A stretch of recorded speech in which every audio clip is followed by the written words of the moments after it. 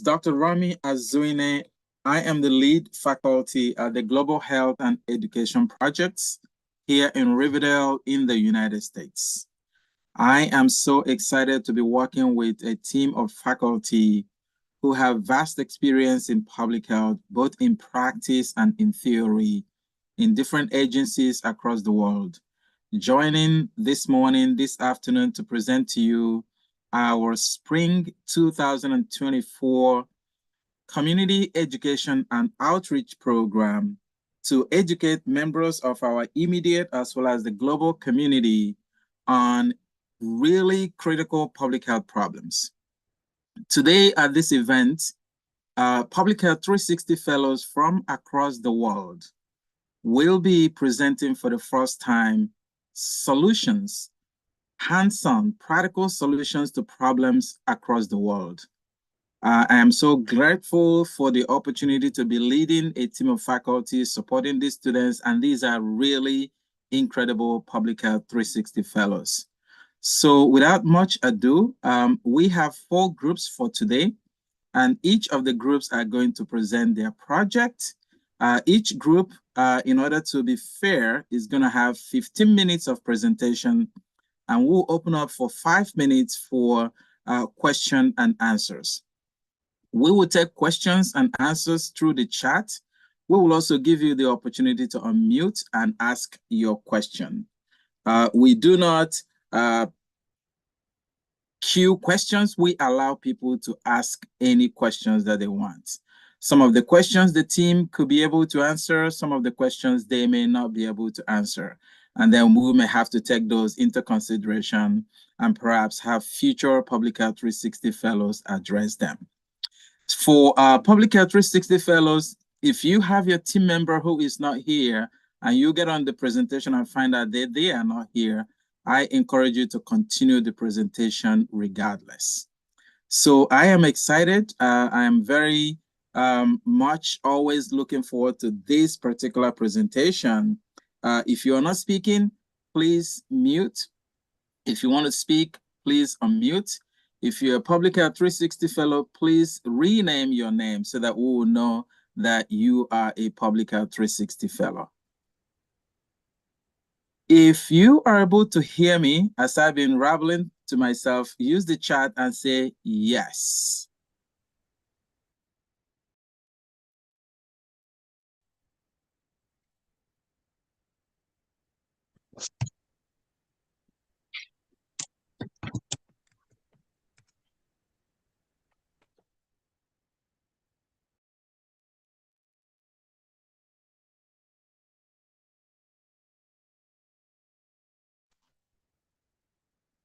All right, it looks like most people can hear me. So I'd like to thank you again for all our guests who are joining. We want to thank you for your support. I know that you have friends or families in this cohort who have committed to doing this program for 3 months. Your encouragement and your support is truly appreciated. So we're going to move on to the presentations with group number 1. Yep.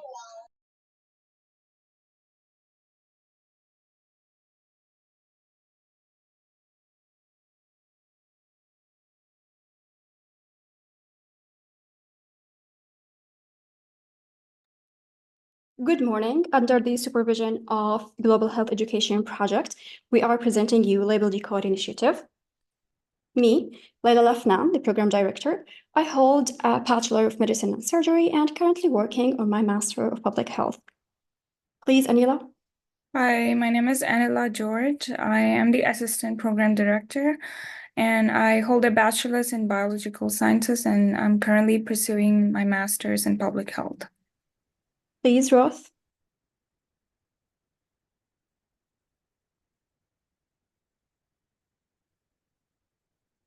Ruth, please. So we have Ruth, the Director of Monitoring and Evaluation. Hi, everyone. My name is Ruth Azagula. I have a master's in clinical psychology, and I work currently as the Director of Monitoring and Evaluation. Thank you. Please, Alicia. Hello, I'm Elisha McKenzie. I am the clinical director. I hold a Bachelor of Science in Biology, and I'm currently working on a Master's of Public Health. Please, Vikash. Hi, good morning. My name is Vikash Salakram. I am working on a business administration degree, Bachelor's of Business Administration. I'm the Director of Outreach, Communication, and Marketing. Please, Dithila. Hi, fine.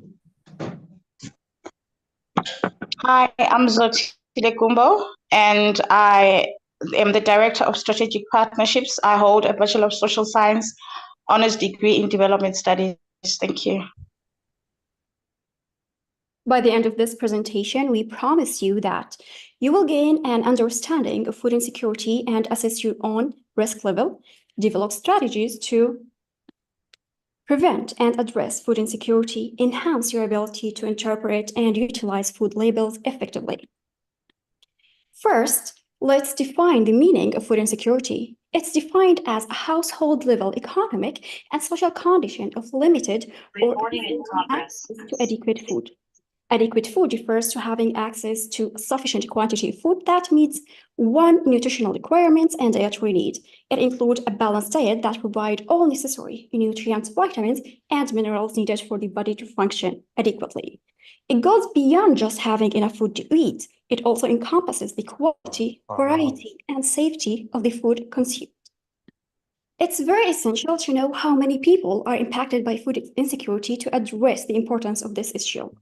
Unfortunately, there is a 12.8% of households in the United States are struggling with food insecurity. It equals to 44 million people. Shockingly, 49 million people turned to food programs in 2022, and badly, 100% of United States counties have food insecurity. We are here to help you address your own risk level for food insecurity. If you are facing financial struggles, such as difficulty paying for basic needs like rent, utilities, or healthcare, it may indicate that you are at risk of food insecurity. Limited access to food can be both physical and financial. Living in a food desert without access to affordable, nutritious food options or lacking reliable transportation to grocery stores can contribute to food insecurity. Having to skip meals or reduce portion size due to financial constraint is a clear sign of food insecurity. This could be a result of not having enough money to buy food or prioritizing other expenses over food.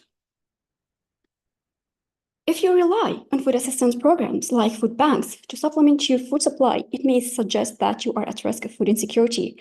If you find yourself consistently opting for cheaper, less nutritious food options due to financial constraint, it can compromise the quality of your diet. Food insecurity can have negative effects on physical and mental health. If you are experiencing health issues related to poor nutrition, such as weight loss, fatigue, or nutrient deficiencies, it may indicate that you are at risk of food insecurity. Social isolation can be a sign of food insecurity as well. Individuals who are struggling to afford food may withdraw from social interaction due to shame or embarrassment about their situation. But good news that food insecurity can be prevented and managed. So I will leave you with my colleague Alicia to tell you how to prevent food insecurity.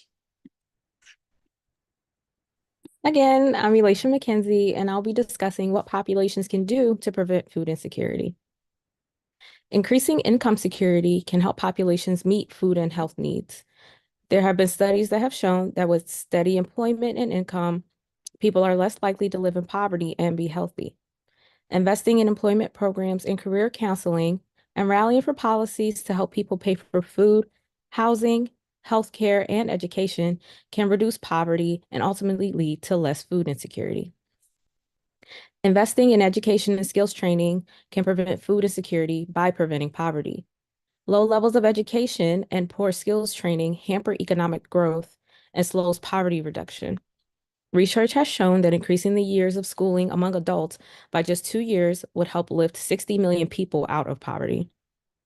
Supporting sustainable agriculture can help to expand natural resources, protect the environment, and make use of non-renewable resources to prevent food insecurity.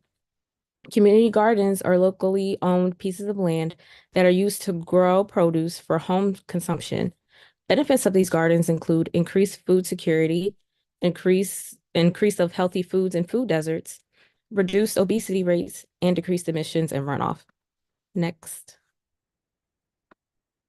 Food literacy interventions are widely implemented to improve food security of low socioeconomic adults. Promotion of food nutrition ensures people have access to foods that help fight disease, are culturally appropriate, and promote wellness. Building stronger communities through community gardens, food banks, and food pantries are a great way to increase food security. Food banks store food to be delivered to local food programs, which are then delivered to the community. Food is donated from grocery stores, restaurants, and retailers, which also helps to decrease food waste.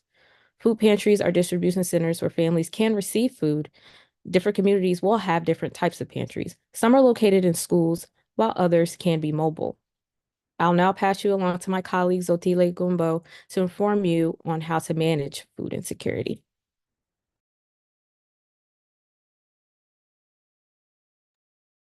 Once again, good evening, everybody. I'll take over from Elisha. Right, I'm looking at managing food insecurity. Managing food insecurity. How can you manage food insecurity? First of all, you can manage food insecurity by having food assistance programs. What are these? These are programs which involve things like food banks, meal programs, and government assistance, which can help ensure that those who are in need have access to food or to nutritious food. For example, the Supplemental Nutrition Assistance Program. It is another example of a food program. Right. Next, we move on. We are looking at supporting participation in community gardens. Right. By community gardens, we are looking at localized community gardens, which are found in different communities that have problems with food insecurity. Now, by these food gardens, they provide a sustainable and affordable source of fresh produce for individuals and families facing food insecurities in those areas. So each and every localized individual or a family can actually get help from these community gardens to be provided with fresh farm produce every day of their lives. We move on. And managing food insecurity will be by promoting cooking skills, nutrition, budgeting, and food planning. Here, these are educational initiatives which focus on teaching people the correct cooking skills, having a proper nutritional budget, meal planning, which can empower individuals to make healthier food choices. Here, people are also taught how to balance their food, including all the necessary balanced diet nutrients that are required. And then next, you can also be able to manage food insecurity by reducing food waste. This is by implementing strategies to reduce food waste at the individual, community, or even organizational levels. Here, surplus food is collected and kept together, or collected and put together to also help others who are in need of the food insecurity. Instead of throwing away all the surplus food or the leftovers, this can be put together and given to other people who are also in need. Also, we can manage food insecurity by supporting policies that address root causes of food insecurity. Here, we are advocating for policies that address systemic issues like poverty, affordable housing, healthcare access, and educational help. They create long-lasting solutions to food insecurity, community-based, nationally based, and even internationally based. And then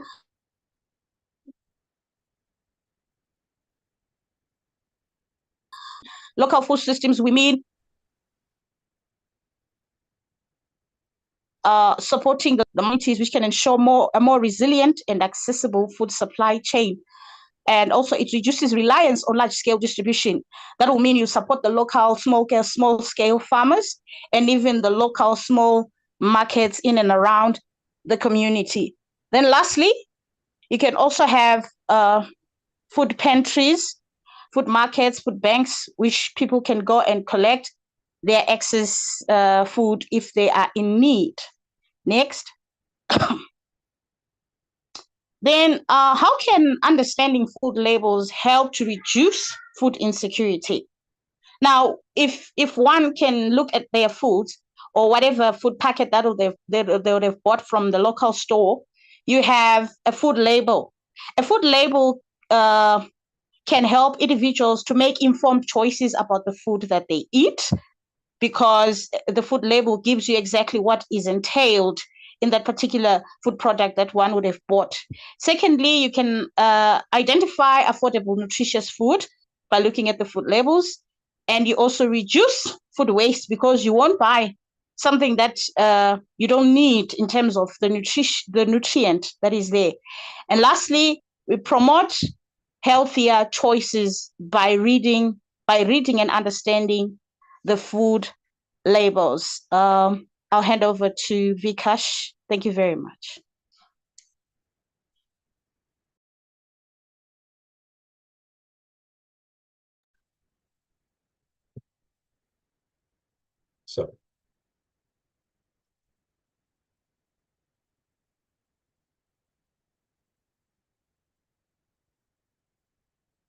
So food labels, nutritional facts, serving size, a standardized amount of food that is typically consumed at one time. It is not a recommendation of how much to eat. The label, one serving size is 3 ounces. Serving size container, two serving size multiplied by 3 ounces equals to 6 ounces. That's how much the food label contains. Calories indicate the amount of energy provided by a serving of the food. This label contains 200 calories per one serving. The total calories consumed can add up quickly if multiple servings are consumed at once. Per container, 2 serving size multiplied by 200 calories equals to 400 calories. Normal daily limit is 2,000 calories consumed. Total fats, and the total fats are saturated fats, trans fats, which is artificial fats, unsaturated. This label contains 15 grams per one serving size of total fat. Per container, 2 serving size multiplied by 15 grams equals to 30 grams. Normal daily limit of total fat is 5 grams. High intake of total fat can contribute to health issues like cholesterol development. Fat provides 9 calories per gram. For this label, one serving size equals to 15 multiplied by 9 equals to 135 calories. Per container, 2 serving size, 50 multiplied by 15 multiplied by 9 equals 270 calories. Cholesterol per one serving size is 30 milligrams. Cholesterol per container is 2 serving size. Is 2 serving size multiplied by 30 milligrams equals 60 milligrams. Normal daily intake limit is 300 milligrams of cholesterol. Consuming excess amount of cholesterol can lead to health issues. Sodium is a reflecting salt or table salt. Sodium per one serving size is 650 milligrams. Sodium per container, 2 serving size is 2 multiplied by 650 milligrams equals to 1,500 milligrams. Normal daily limit is 2,400 milligrams of salt. Eating too much sodium can result in health issues such as high blood pressure. Total carbohydrates break down into dietary fibers and sugars. The recommendation is 45 to 65% of daily calorie intake, which is 225 to 325 grams.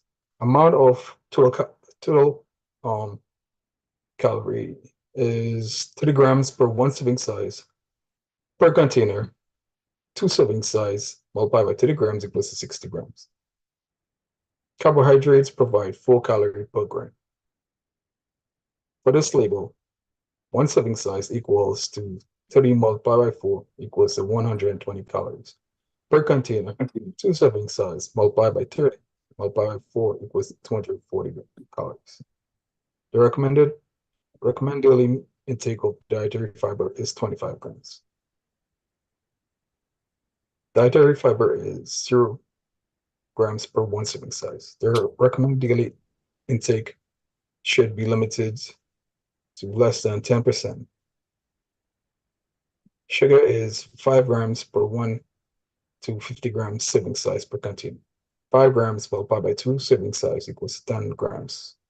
High intake of sugar can contribute to health issues such as diabetes.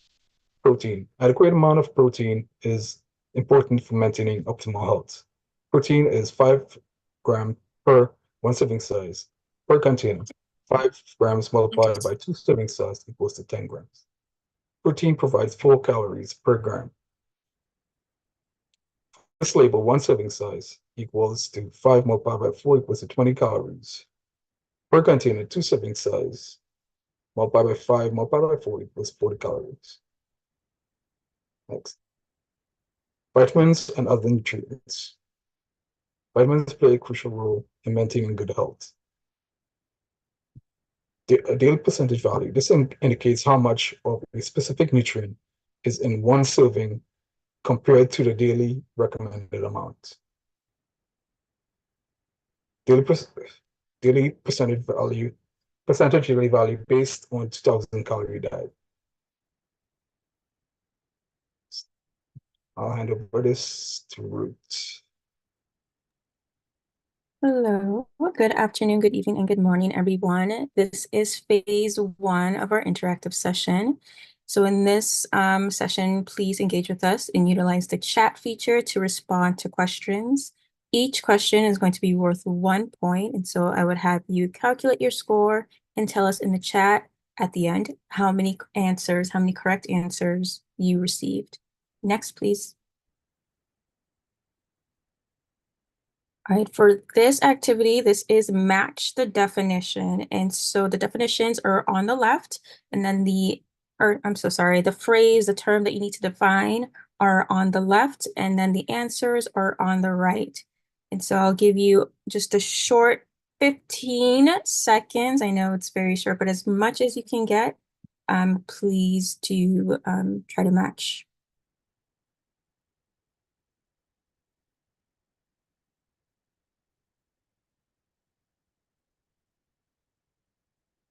I will let you know when the 15 seconds is up.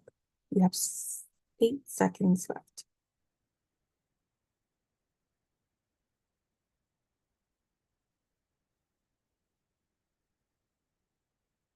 All right, 3, 2, 1. All right, thank you so much. The answers are going to be on the next slide, and here we go.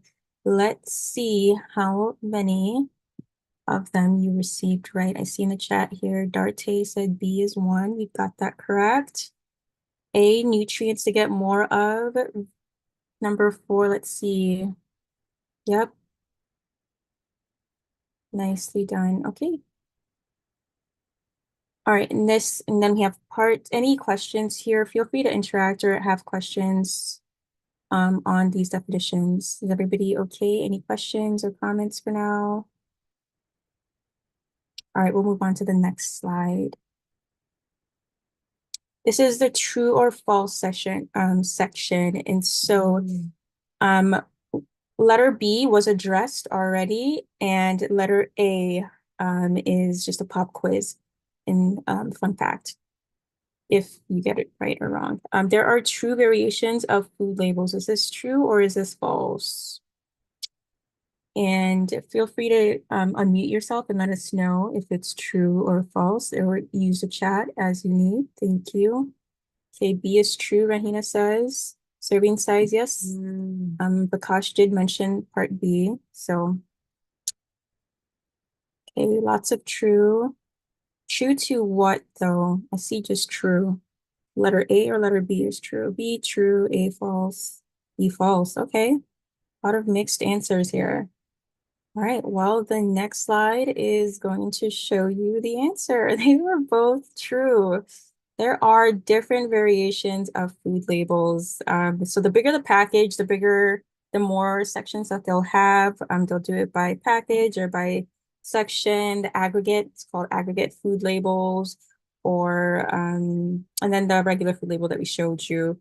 We also have bilingual food labels. So if you travel abroad, you'll see more in English or Korean, English, and French. So they're a variation of different food labels, but they are all still standard to what we have taught you. And letter B, serving size, it is true. It reflects the amount that you should consume, not the amount that, no, that's false. So sorry. Misworded. Okay, thank you. Next, I'll pass it to Anila. Hi, everyone. So we're going to continue with our interactive session. So we're going to do a couple of multiple choice questions now. So the first question will be, how many grams of protein are in one serving of chicken noodle soup? Calculate the calories from protein. So refer to this food label and find out how many grams of protein are in one serving size. Please use the chat for the answers.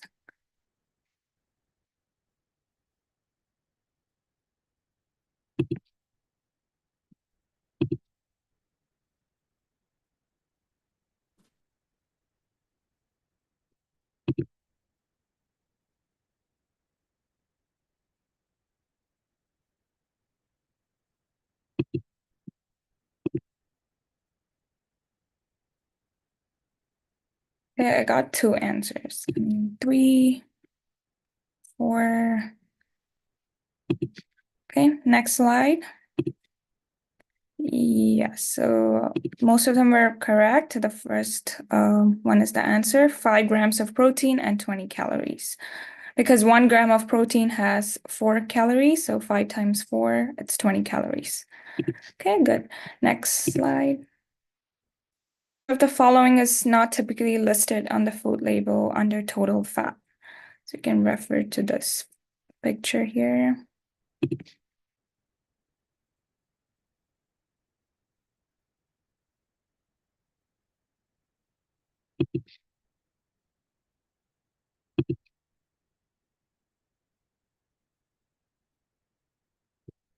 Okay, I'm getting a lot of answers. Next slide. So the correct answer is protein, because under the total fat, it's just saturated fat and trans fat. Protein is a different section. So the question was which of the following is not typically listed. Okay, next slide. Which nutrient is generally considered unhealthy if consumed in large quantities?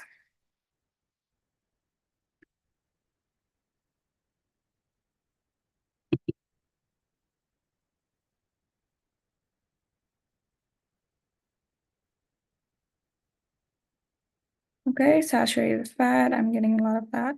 Okay, next slide. Yeah, the correct answer is saturated fat. Most of them got it. Okay, next slide. Based on this label, how many chips are in one serving of this bag of potato chips? You can refer to the serving size here. 15, okay. 15. Yeah, most of them got it right. Next slide. It's 15 chips. And this will be our last question. If there are 33 grams of total carbs in one serving size of your favorite snack, calculate the calories from total carbs. So the total carbs is 33 grams. So how many calories is that?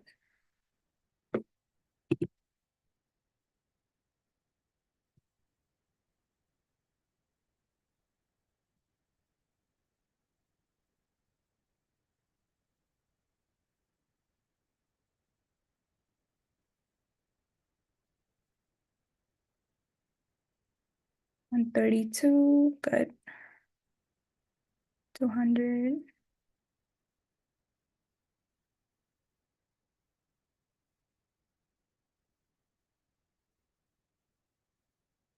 Okay, next slide. Yeah, the correct answer is 132 because 1 gram of carbs is 4 calories. So 33 times 4 will be 132. Okay, so that's it. So if you guys got like 10 to 12 points, that will be like high score. That means you guys have a general understanding of the food labels. And that's it. So next slide. That will be the end of our presentation. Thank you. If you have any questions, please unmute, put in the chat.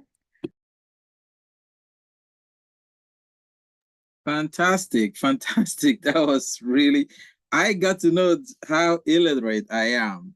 You know, this group has really, really pushed the needle here. This is great. This is good. I'm going to invite you guys to come present again. So we have some time for question now. But before we start, just use your electronic devices and let us give group 1 a resounding round of applause. This is really, really good. Oh my goodness. This is amazing. This is amazing. They deserve confetti from me. This is really well done. I like the calories. Okay. All right. So questions. Use the charts. If you want to unmute, raise your hand. You can unmute and ask questions. I do have one question though. So group 1, you presented where you were talking about management of food insecurity. I saw that you gave a number of examples that are prevalent, that could be practiced in the United States, right? As well as in developed countries. I was wondering, do you have any tips how we can also handle food insecurity in low and middle income countries or in developing countries? Any thoughts?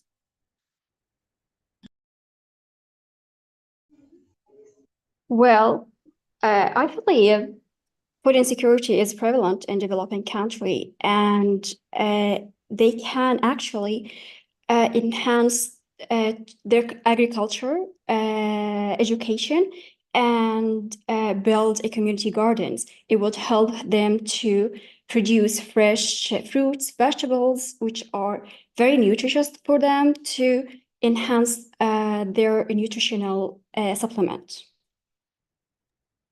Very good. So, Harry, then when we go to Ghana, this is something that we should think of doing to see how can we address food insecurity with really real on-the-ground solutions. Any other questions? Before we move on, I'm looking at time. Brown is nudging me, say, keep to time today. Impress me, keep to time. Usually I never keep time. That's people know that. All right, Coyote. Yes, One thank question, you. and we'll move on. Yeah. Group 1, thank you. What a wonderful presentation.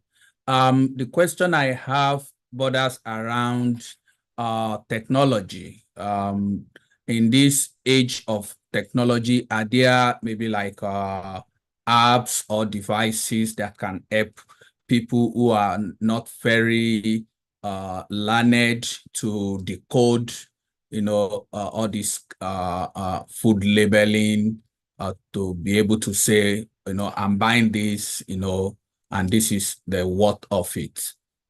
Are there like maybe apps or things like that?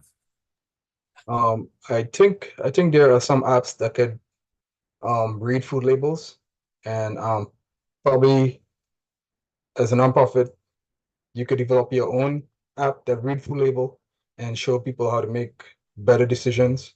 The app could also like give you references as to like the like diseases that are caused by certain ingredients on the food label.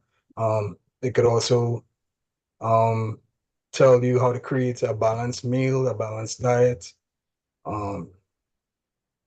and based on price and stuff, it could, it could help you pick out. Like, I think an app should help you make groceries also. Like help you make better choice in what you purchase. So that's what I think. Very good, Vikash. And Ruth did actually add some in the chat here. She suggested Sift Food Labels app, and then another one is also Yuka. I'm going to check those out. Emeka did ask question how practical are food labeling in developing countries. I think that's an international convention for foods, right? That foods must have these labels, yes, and then the regulations is there in developing countries. But the question becomes, could people really translate it? I think I consider myself educated, but I do not understand these food labels, I must confess. So, which means that there are a lot of people that will need this help. Thank you so much, Group 1. So we are moving forward to Group number 2. Wow, that was a high bar that Group 1 has set for us. Pick up a complex information and make it really practical. Group number 2. The floor is yours.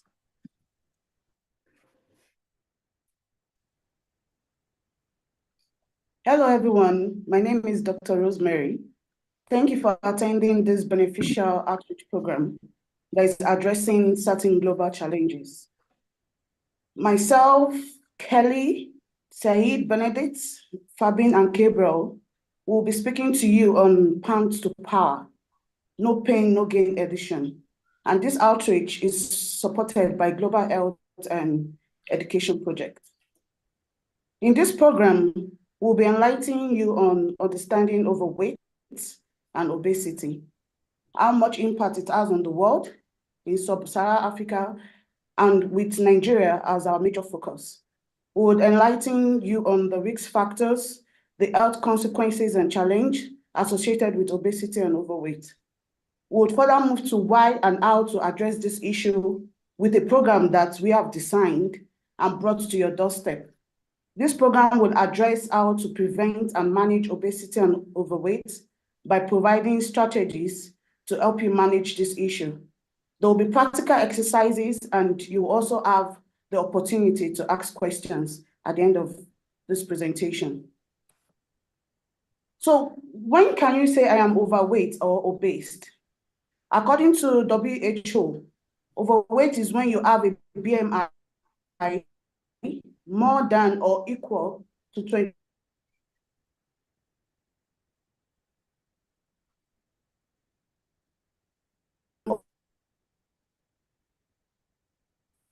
Rosemary, I think you're breaking up. Is that me alone? No. Okay. Rosemary is breaking up. Who else is in Group 2 who can pick up from there? I'll pick up if she doesn't. To pick up where she left off, when you say that when a person says that I'm overweight or obese, according to the World Health Organization, overweight is when you have a BMI that's greater than 25 kg per meter squared, and you are called obese when you have a BMI more than or equal to 30 kg per meter squared. And let's do some calculations of BMI. It is simple as measuring your weight in kilograms divided by. I'm back, please. Okay. Hello, sorry for the connection. So now let's do some maths. What's your BMI? By the end of this presentation, you should be able to know what your BMI is. So you do the calculation. But I'll give you a quick example. If your weight is 70 kilograms and your height is 1.75 meters, all you need to do is first you multiply your height by itself, which is 1.75 meters by 1.75 meters. And for you to get your BMI, your weight in kilogram divided by your calculated height in meters squared, and you'll be able to get your BMI.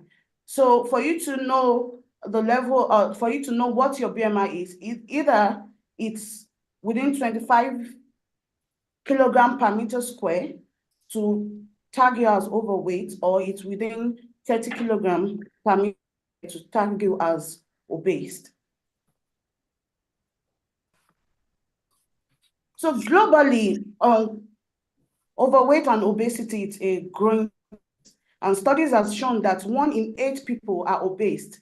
And study trend has also shown that this has doubled in adults since 1990, and in children and adolescents, it has multiplied 4 times. And so you see that this really poses a global threat, and it's what is needed to be addressed. It has been projected that by 2025, approximately 167 million additional people will become overweight or obese. And this obviously poses a significant threat to global health.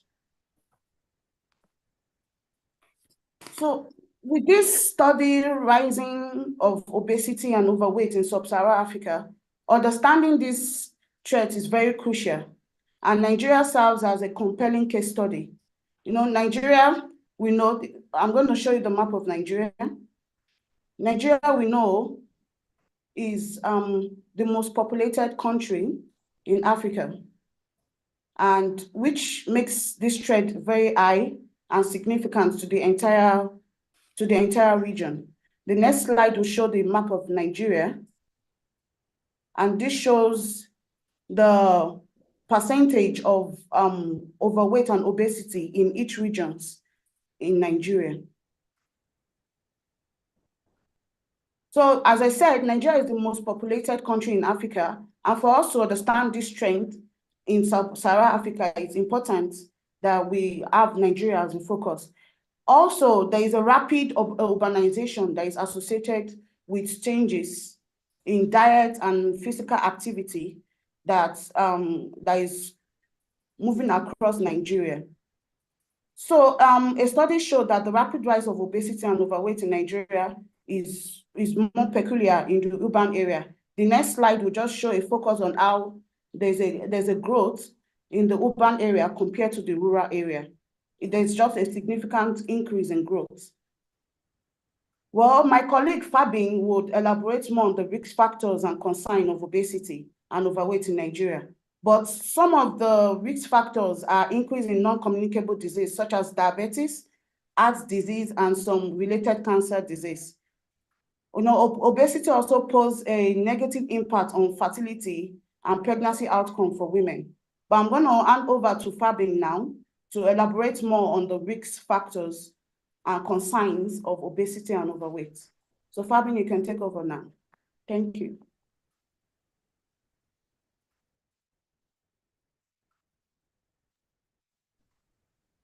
Thank you very much. Thank you very much, Rosemary. Okay, we can see from the diagram, this is an overview of everything that happens in obesity and overweight. We can see the topmost box, age, high fat and energy diet, physical inactivity, it leads to fat accumulation and obesity. You see it spreads out to the left. You see the symptoms, tiredness, body pain, breathlessness, edema. You have secondary diseases. The next slide, you can see the risk factors, of which we have modifiable and non-modifiable. We can see genetics, non-modifiable, age, non-modifiable, physical inactivity, modifiable, in the sense that you can do something about it instead of living a sedentary lifestyle. And then we can see also that people who are on certain medications like antidepressants are at risk. The causes of obesity include eating too much, stress, hormonal imbalance, and poor sleep. And now the health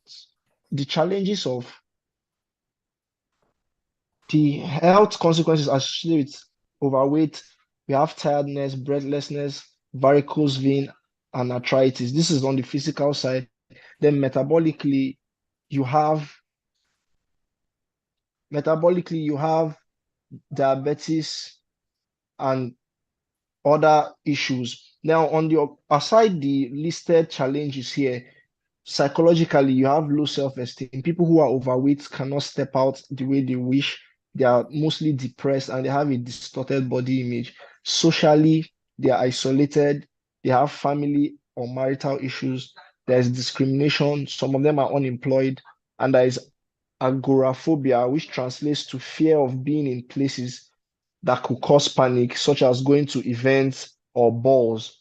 So I'll hand over to my colleague Seida to continue the next slide, why we should address this issue. Hi, my name is Saida, and I'm going to go over why we should address this issue. So obesity has been linked to various health consequences as it's contributed to non-communicable diseases such as type 2 diabetes, various cancers, and cardiovascular diseases.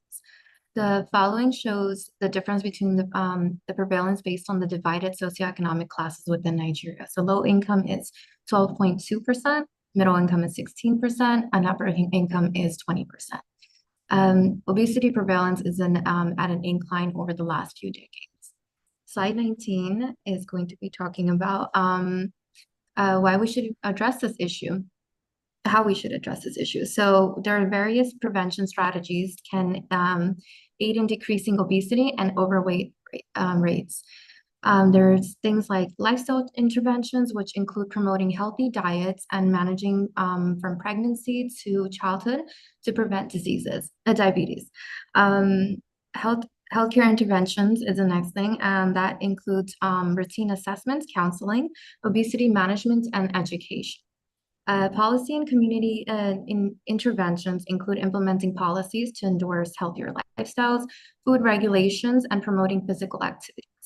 And last but not least, industry intervention, which include regulating food products, reduction of various fats, salts, sugars, and ingredients that contribute to obesity, ensuring healthier options are both affordable and accessible. In the next slide, I'm going to talk about what the program is. So our program's name is Pounds to Power, No Pain, No Gain.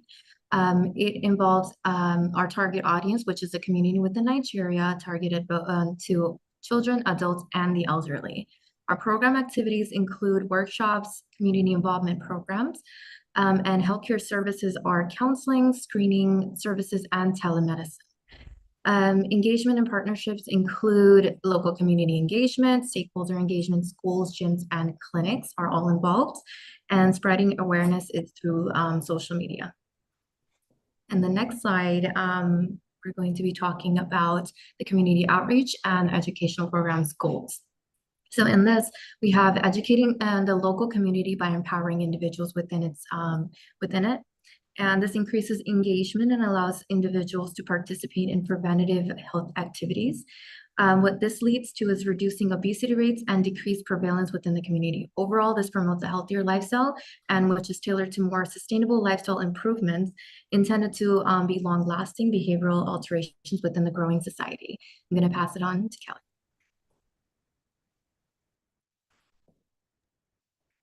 Thank you. My name is Benedict, and I will be going over different ways to prevent obesity. But first, let's talk about the vicious cycle of childhood obesity and why it's very important to start healthy lifestyle earlier in life. So as you can see in this picture, the childhood obesity creates a very dangerous cycle where different factors worsen weight gain and health issues in life. So first, we have a healthy child we can see standing there very healthy, but we started developing unhealthy eating habits like eating fast food, and we also like access to nutritious food like fruits and vegetables. Another factor with the rise of urbanization, as mentioned by Dr. Rosemary, we have a child who has a modern lifestyles which reduces physical activity. Here we see a child who has long hours of sitting, right in front of TV, computer, or smartphone. So these unhealthy eating habits and having a modern lifestyles will somehow lead to weight gain in children, including increased body fat. So now we went from having a healthy child to a mildly obese one. And if no actions are taken here, this unhealthy habit will continue and later on can lead to low self-esteem, as mentioned by Fabienne, body image issues, and even depression and anxiety, which will be very challenging to even take action now. And then we can see that we will have a moderately or severe obese child when they keep growing up. And later, when they become adults, we see that they will have higher risk of many health issues, such as type 2 diabetes, high blood pressure, heart disease, and more. So overall, this cycle of weight gain is the combination of ongoing unhealthy eating habits, reduced physical activity, psychological factor that can create a cycle of weight gain that makes it very challenging to break. So next slide, we will see how we can break this pattern and why it's very important to start earlier. So first, preventing obesity in children and teenagers can be achieved by gradually changing the family eating habits and activity level. And also parents can be a positive role model, or anybody living with the children, by encouraging physical activity, at least 60 minutes of moderate physical activity daily or even every other day, and also try to limit the children's screen time. And at the same time, adults or parents living with the children or anybody that has passed the childhood phase can follow a healthy diet, avoid high calorie, or also practice exercise about 60 to 90 minutes, 3 to 4 days a week. And on the next slide, we have more recommendations or strategies. We suggest that might be good to start earlier in life and break the cycle, like avoiding stress, eating more fruits and vegetables, getting enough sleep, stop eating fast food, physical activity again, less TV, and drinking enough water. So on the next one, we will see how technology or digital intervention can also take place. We know that all these recommendations are very hard to achieve, but getting motivated by family or friends or people in the community wanting to reach the same goal can be very helpful and practical. And this can be achieved through use of motivational apps. However, I wanted to highlight in lower middle income countries like in Nigeria, we see that Facebook, TikTok, or WhatsApp are very used and easily accessible to everyone. So we'll recommend using these platforms instead by joining groups on the apps where people gather to motivate weight loss and highly practical exercises that people can use. So through this social platform, anyone can have access to activities such as counseling or coaching, self-monitoring behavior by sharing videos or tips. Also, by setting goals and setting a time to achieve it together, by having social support, also having feedback when all these goals are achieved. And on the next slide, we also have more suggestions and more practical strategies for a healthy lifestyle when you're doing all these recommendations. So we suggest to stay positive and focus on the improvement, even when it's not what you intended, but still stay positive.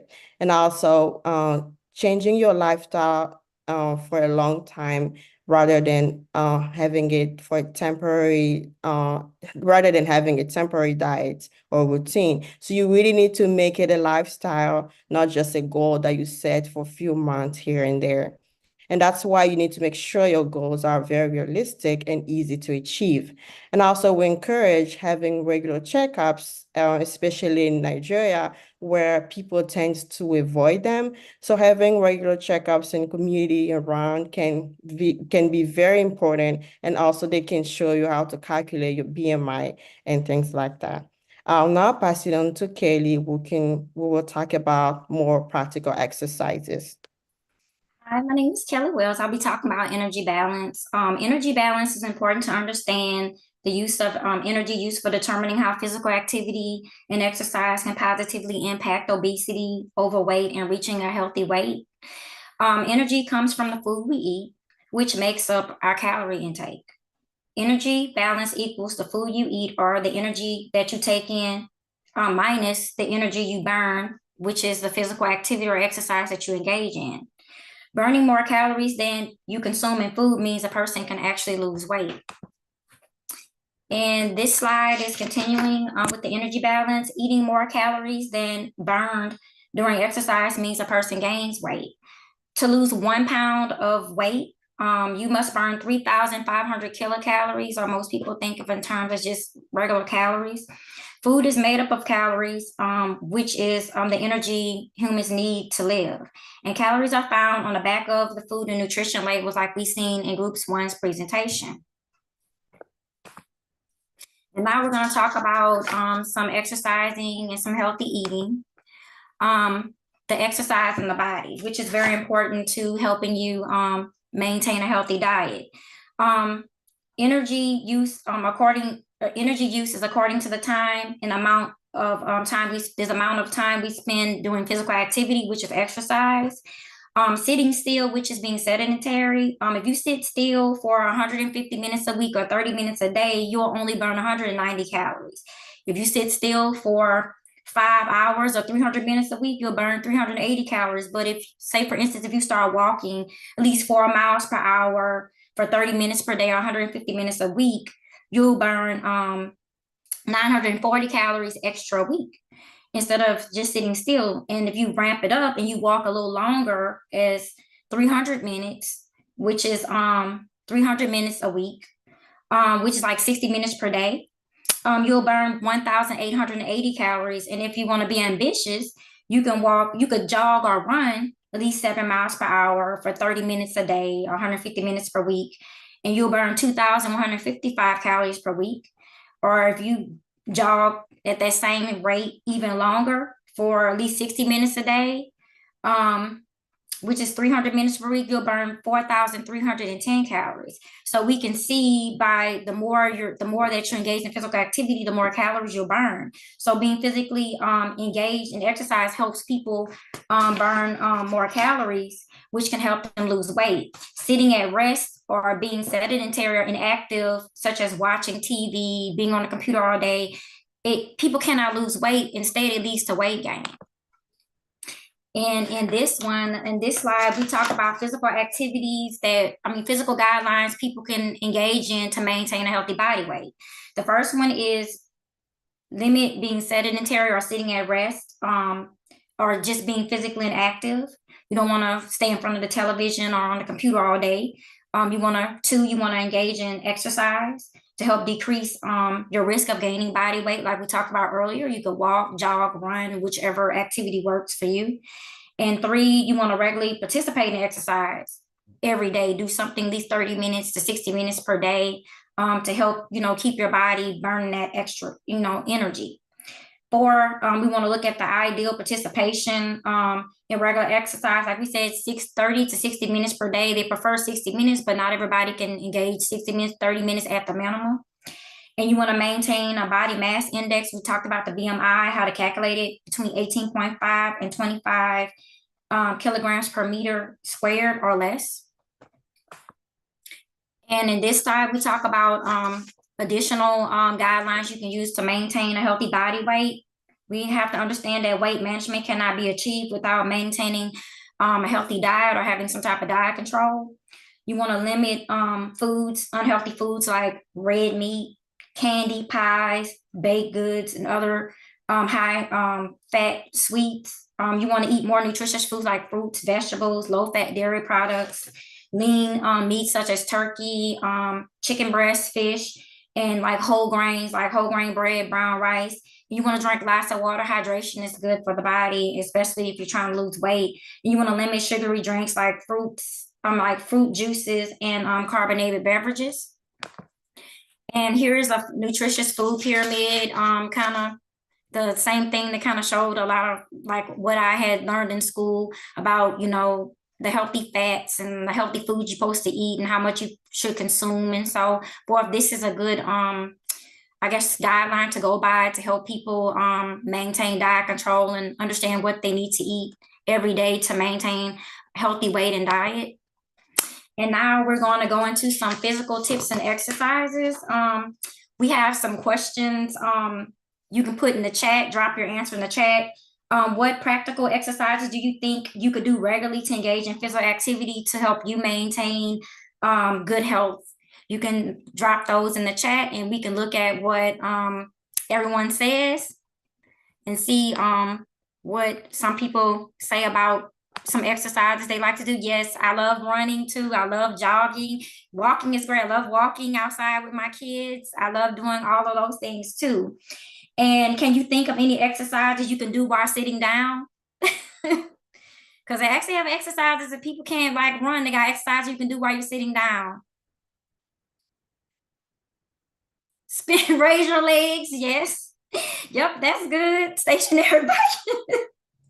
Okay, what exercise do you think that we have some other things like disabled people or people that can't walk or elderly people, they can engage in all the activities that's mentioned, like raising your legs. They even have something called sit to stand. Different exercises like that are great for everyone to do if you're not able to engage in walking or running.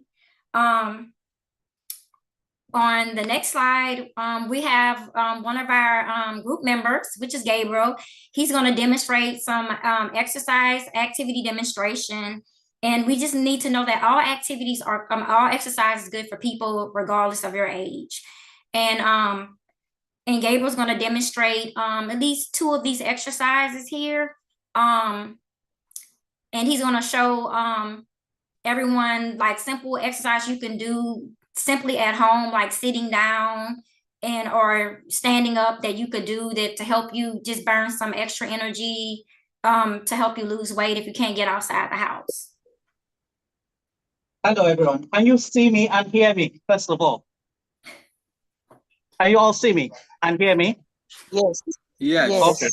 Now, I purposely decided to do this this session in my office. Okay, so you may not be able to see the background. It's a bit dull, but this is my office, and it's mimicking being in an office position. You're sitting in a chair like this, a typical office chair with the arms. So one exercise you can do when you're typing is you sit and you lean back on your chair. Try to go as far as possible. That's the stretch. And then you can use the armrest as props to do your deep exercises. Can you see what I'm doing? This is sitting in my office without getting up from my office desk. So I'm sitting, I'm using my armrests to lift my weight while my feet are straightened out. If you can do 12 of those, that will be good. And then you repeat the cycle of 12 again. If you can't do 12, I'm struggling now, then you can cut it down to like 8, but push yourself as far as possible. If you want to go further, then you can get up in your office. And this is a really good one to do with music. I tried to put some music, but my system is not cooperating. So I'll do it without the music, okay? So you do this as far as you can, very, very hard to the limit. And at the same time, your leg comes this way, okay? So like this, you kind of hop into it.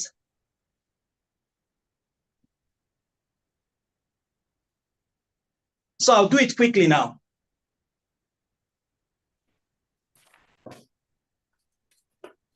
If your boss comes and catches you, just tell him you're exercising. He will be happy with you, okay? So that one is really tasking. It works on your core, okay? And then it stretches the muscles as well as your quadriceps. Very important. You can see I'm panting already. Then at the end, you can do a stretch. Now, this exercise engages all the muscles in your, at least 90% of the muscles in your body, and it's really easy. You stretch out like an aeroplane. Your hand goes as far back as possible. You tilt your head as back as possible. Then you tiptoe as much as high as you can go on your toes. Then you pull your buttocks inwards, roll them as far as in as possible, and then you stretch out as high as you can go.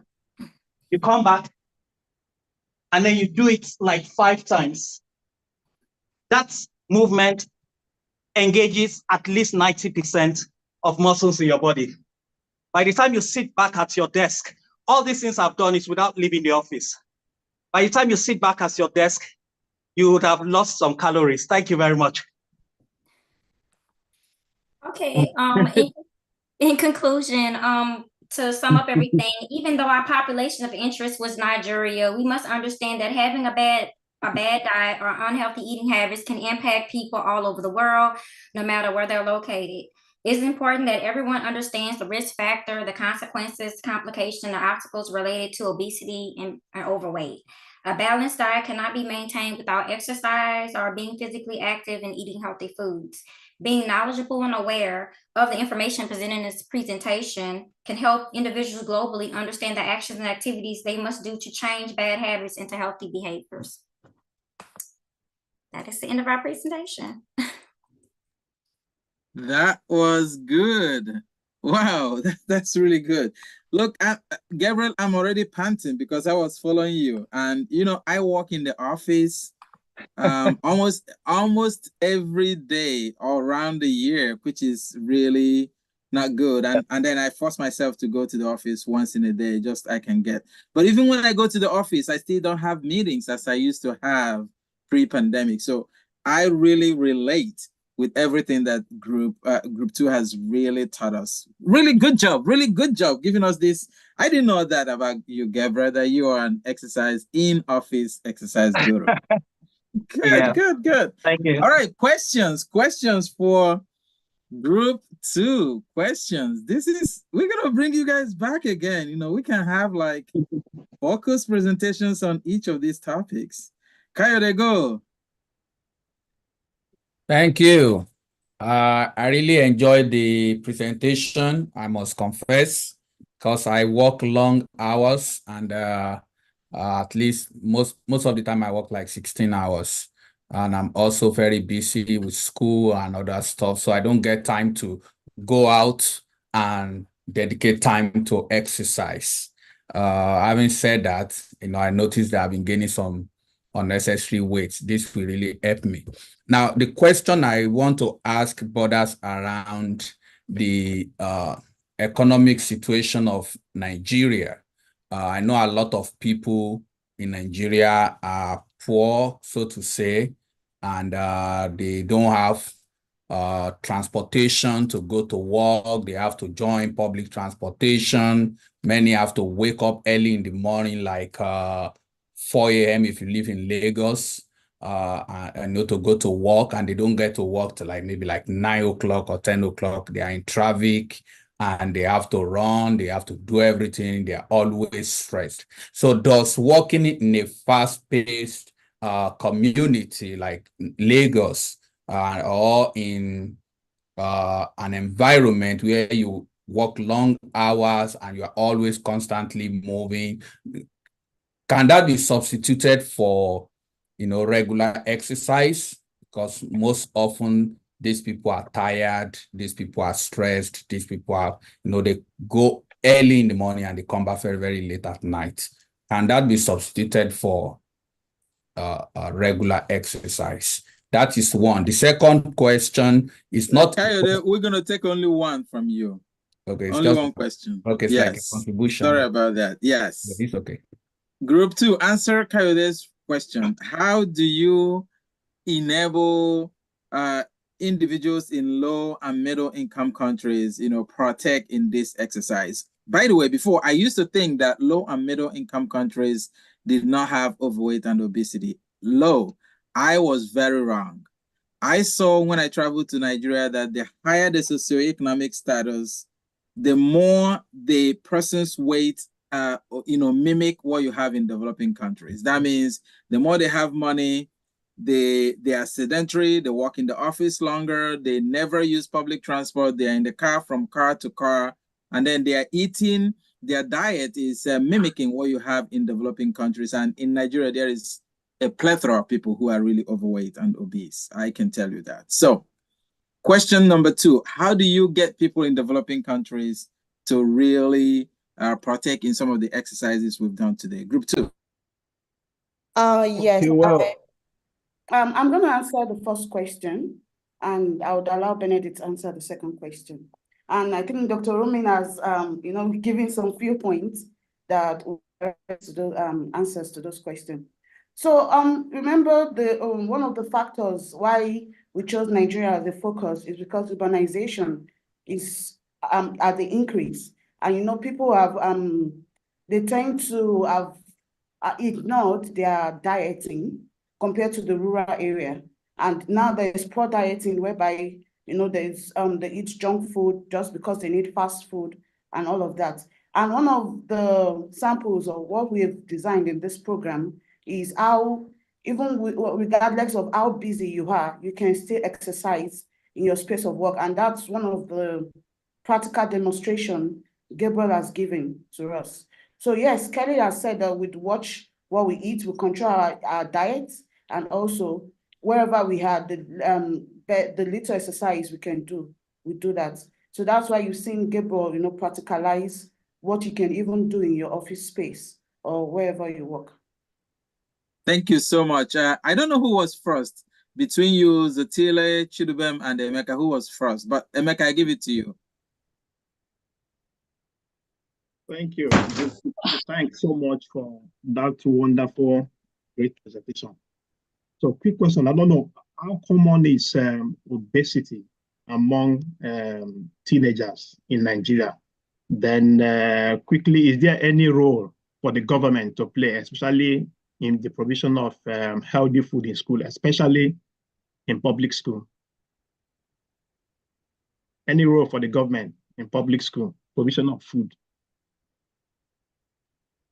Is it okay if I go ahead and answer that? Okay, so you remember why we also have the trend that since 1990, the increase in overweight and obesity in children and adolescents has increased by 4 times. So yes, there's a drastic increase compared to adults. There's a drastic increase in obesity and overweight with children and adolescents. And that's one of the reasons why Nigeria is targeted.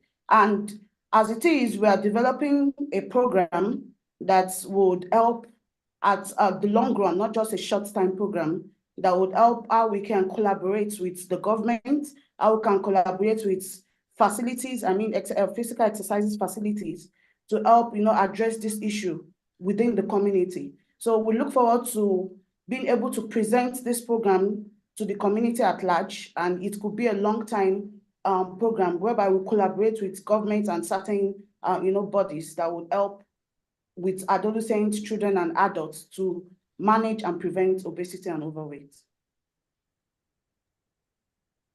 Great. All right, Brown, how are we doing with with time? Group 3, you can start, your presentation. While you're preparing, Zotila and Chidubem, both of you can take the short questions, and the group 2 can, go ahead and answer it. Group 3, start preparing your presentation. Thank you. Okay, my question is for group 2, what is the prevalence rate of obesity and overweight across Africa? I understand in Europe and the rest of the world, it's a bit high, but I want to understand what is the prevalence rate of obesity and overweight in Africa? Is it that high or what? Thank you.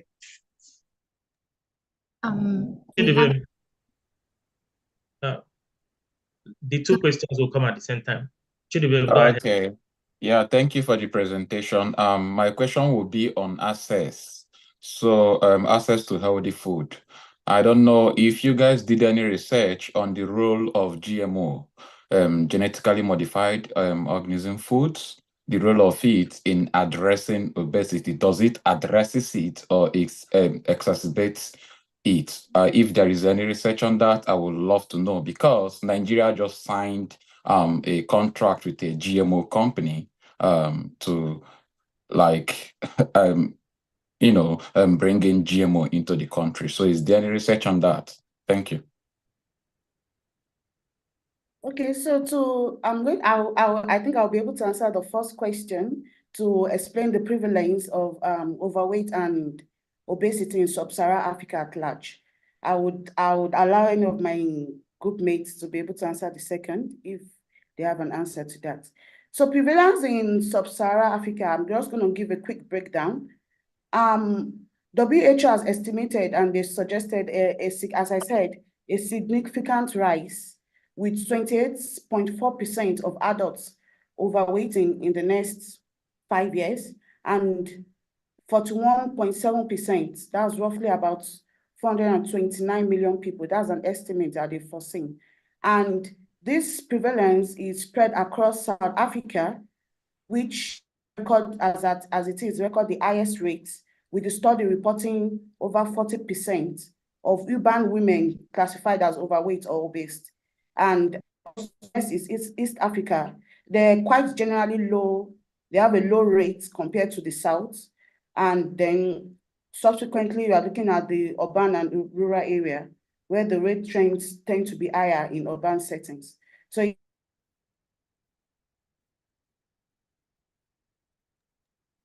yeah, I think Rosemary is having problems with internet.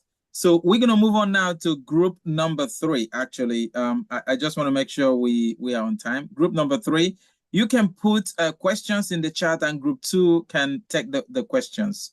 Group number 3. But before group number 3 starts, can you please use your reaction button and let us give group 2 a rounding hand of applause. Really, really, they deserve my confetti. I'm going to give them my confetti.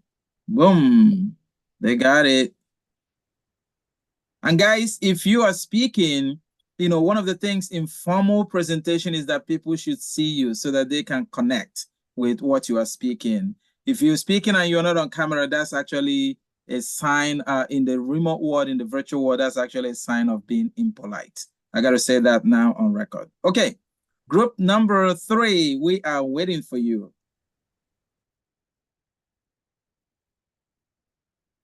Hey, good afternoon, everyone. My name's Ariel Swilly, and my group and I will be presenting Birth LA, Bridging Information, Reproductive Training in Health, Louisiana. And presenting with me today is Asila Ferguson, Augustina Oha, Poonam B, and Dorothy Lamptey. So we're going to go through a brief introduction with all of you on why we chose Louisiana and Black maternal mortality. Then we'll move into our prenatal education topics, and then we'll have a little quiz on what we're discussing today, and then we'll leave time for questions. So the goal of this workshop is to educate Black pregnant women about prenatal care and empower Black pregnant women to communicate effectively with their healthcare providers. The national maternal mortality rate is 32.9 deaths per 100,000 live births. The Black U.S. maternal mortality rate is 69.9 deaths per 100,000 live births, which is 2.6 times higher than the white maternal mortality rate and significantly higher than the rates for Hispanic and white women. In Louisiana, the maternal mortality rate is 39.0 deaths per 100,000 live births. As you can see on the left, the Black infant mortality rate is significantly higher than that of other races, and it is especially high in Louisiana. This program addresses the maternal mortality health issue by educating Black women in New Orleans about prenatal care. So here are the topics that we're going to discuss today. And moving right into shared decision-making, the most important factor of this framework is having a provider that understands that communication can be a therapeutic tool. Shared decision-making is a key component of person-centered healthcare. It is the process in which clinicians and patients work together to make decisions. The 6 steps of this process include a provider that invites a patient to participate, presenting all possible options, providing information about the risks and benefits of those options, but letting the patient identify their preferences, and then having a provider that assists with this final decision. Lastly, the impact of communication extends into the postpartum period. Clear, detailed instructions on postpartum care, infant feeding, and self-care measures aid women in managing postpartum challenges, identifying warning signs, and seeking timely medical attention when needed. Attachment begins when the mother becomes aware of the pregnancy and consists of the relationship between the fetus and the mother. It can be strengthened by performing behaviors such as talking to, watching, and touching or caressing the fetus. A strong attachment is associated with positive health outcomes during pregnancy. So I'm going to be talking about prenatal care and the goals for pregnant women. For the expecting mother, it increases her well-being before, during, and after pregnancy. It promotes the development of parenting skills. For the fetus and infant, some of the goals would be to reduce preterm birth and promote healthy growth. For their families is to promote family development and positive parent-infant interactions to identify treatment behavior disorders. Prenatal care can come from a variety of healthcare providers, such as your OBGYN, which is an obstetrician gynecologist, your family doctor, a maternal fetal medicine specialist, who's basically an OB trained to care for women with high-risk pregnancies, a certified nurse midwife, or a doula, which is a woman who takes on a nurturing role for the woman and helps with the line of communication between the mother and their healthcare provider or your family nurse practitioner.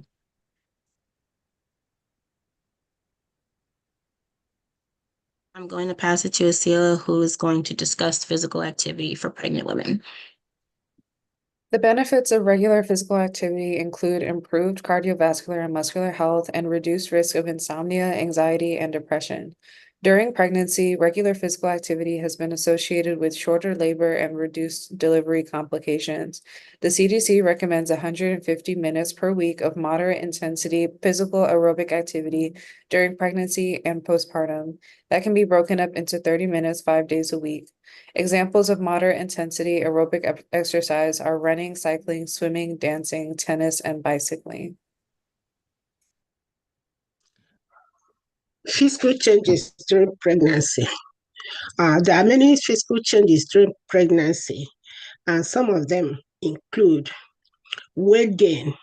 This is normal and varies among individuals. Hormonal changes fluctuates for people and causes nausea, breast tenderness, and mood swings. Enlargement of uterus grows to accommodate the baby, leading to increased abdominal size. Stretch marks develops due to skin stretching, especially on abdomen, breasts, thighs, and buttocks. Fatigue increase due to abnormal changes and hormonal changes and high energy demand.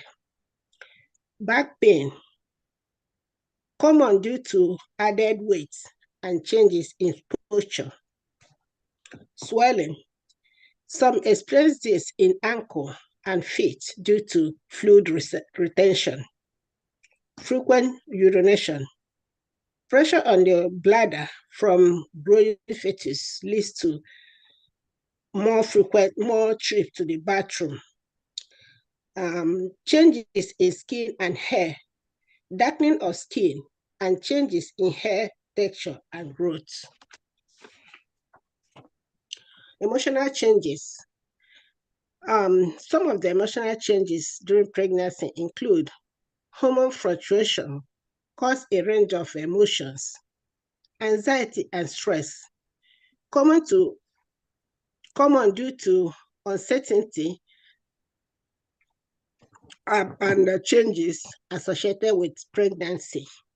Nesting instinct, strong urge to prepare for baby's arrival by organizing homes and nurseries. Bonding with the baby. This is emotional connection developed as the pregnancy progresses. Body image concerns.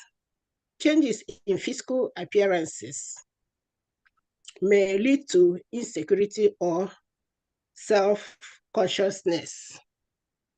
Then I will hand it over to Ariel to tell us about the complications in pregnancy. So some complications during pregnancy that can occur would be preterm labor, which is going into labor before the 37 weeks of pregnancy. When the infant is born preterm, the baby has an increased risk of health problems due to their vital organs not being fully developed. There's gestational diabetes, which occurs in a pregnant woman who didn't have diabetes but develops it during their pregnancy. With gestational diabetes, hormonal changes from the pregnancy causes the body to not make enough insulin or to use it normally.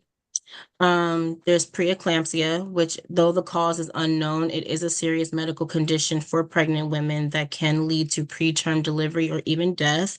Some risk factors include preeclampsia during a previous pregnancy, high blood pressure, diabetes, kidney disease, being 35 or older, obesity, and/or carrying two or more fetuses. There's iron deficiency anemia, which because pregnant women need more iron for their amount of blood produced during their pregnancy. Being iron deficient can cause severe symptoms such as shortness of breath, fainting, feeling faint or tired, and becoming pale. There's miscarriage, which is the loss of pregnancy during the 20th, before the 20th week of pregnancy due to natural causes. Some signs of a miscarriage could include vaginal spotting or bleeding, cramping, or fluid and tissue passing from the vagina. There's stillbirth, which is the loss of pregnancy after the 20th week in pregnancy. As of today, there is no cause for stillbirths, but health conditions that could contribute to it would be chromosomal abnormalities, placental problems, and poor fetal growth.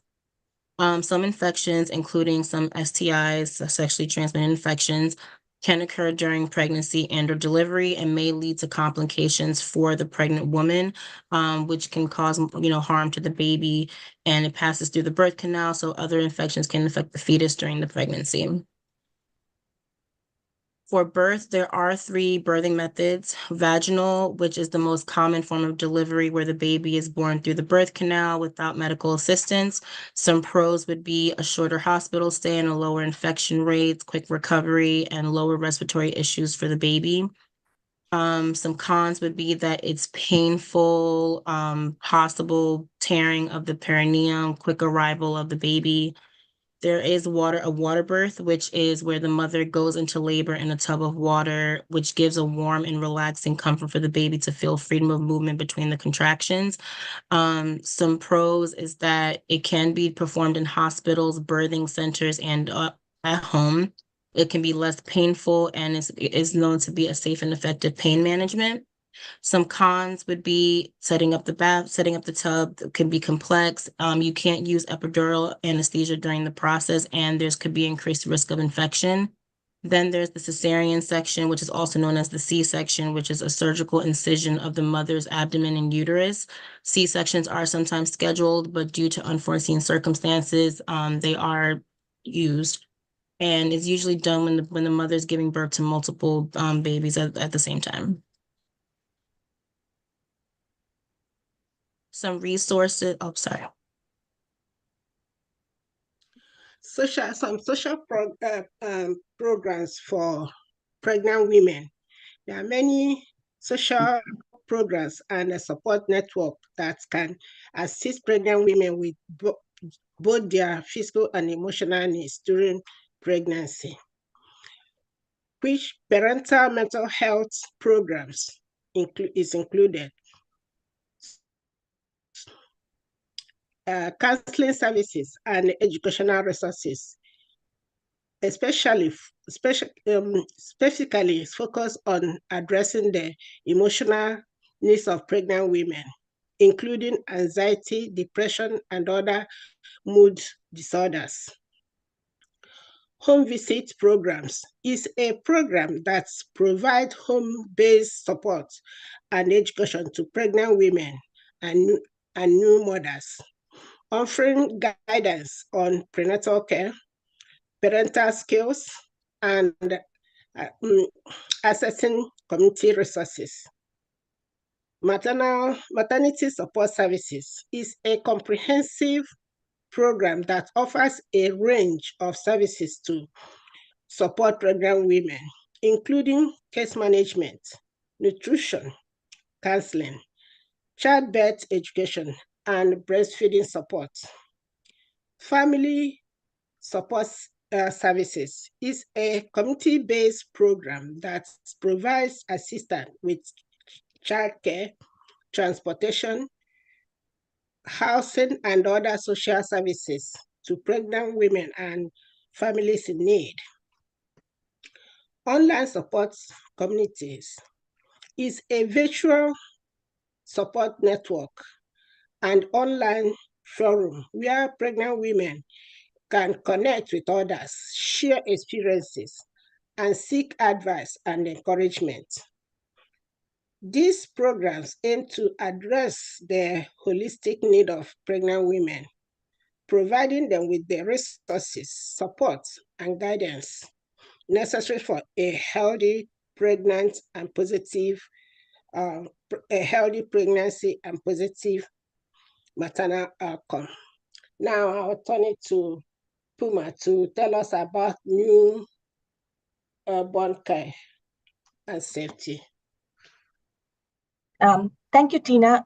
Once the baby is born, they need care and they need the parents or caregivers to keep them safe. Full-term newborn's baby's skin is covered by a white creamy layer which protects the baby's skin from water damage. So we should keep it in contact with the skin for at least 6 hours after birth. Coming to bathing, until the umbilical stump falls, bathing should be done with a sponge to keep the cord dry and is not required frequently. Soap should be used in limited amounts and can damage the skin and cause irritation. Coming to diaper care should be aimed at reducing excessive skin moisture. Skin cleansing should be done with a soft, non-woven wipe with water and a soothing cleanser. It should be free of alcohol and fragrance. Coming to urine and stool, so newborns first pass their first stool within the 24 to 48 hours after birth. It's known as meconium. It's a black and sticky substance. You should also be aware that infants will pass stool with almost every feeding because it's a sort of reflex that they have. In female newborns, vaginal discharge is normal in birth and sometimes can be confused with blood. So jaundice or yellowing of the eyes is sometimes visible in the first week after birth and can be normal. However, jaundice during the first 24 hours of life is not normal and should be looked at by a healthcare provider.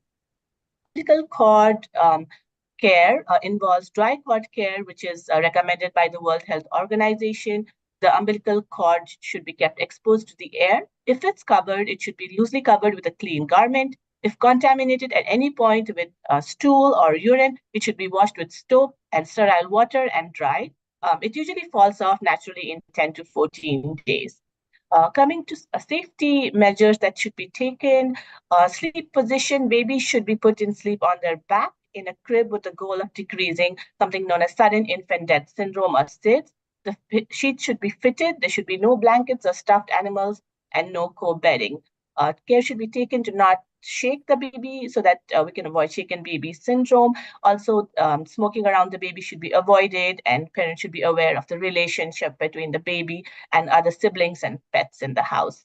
Now I'll have to hand over to Ariel for breastfeeding. So the American Academy of Pediatrics recommends exclusive breastfeeding for 6 months. However, iron-fortified infant formula is an appropriate substitute for breastfeeding in the first year.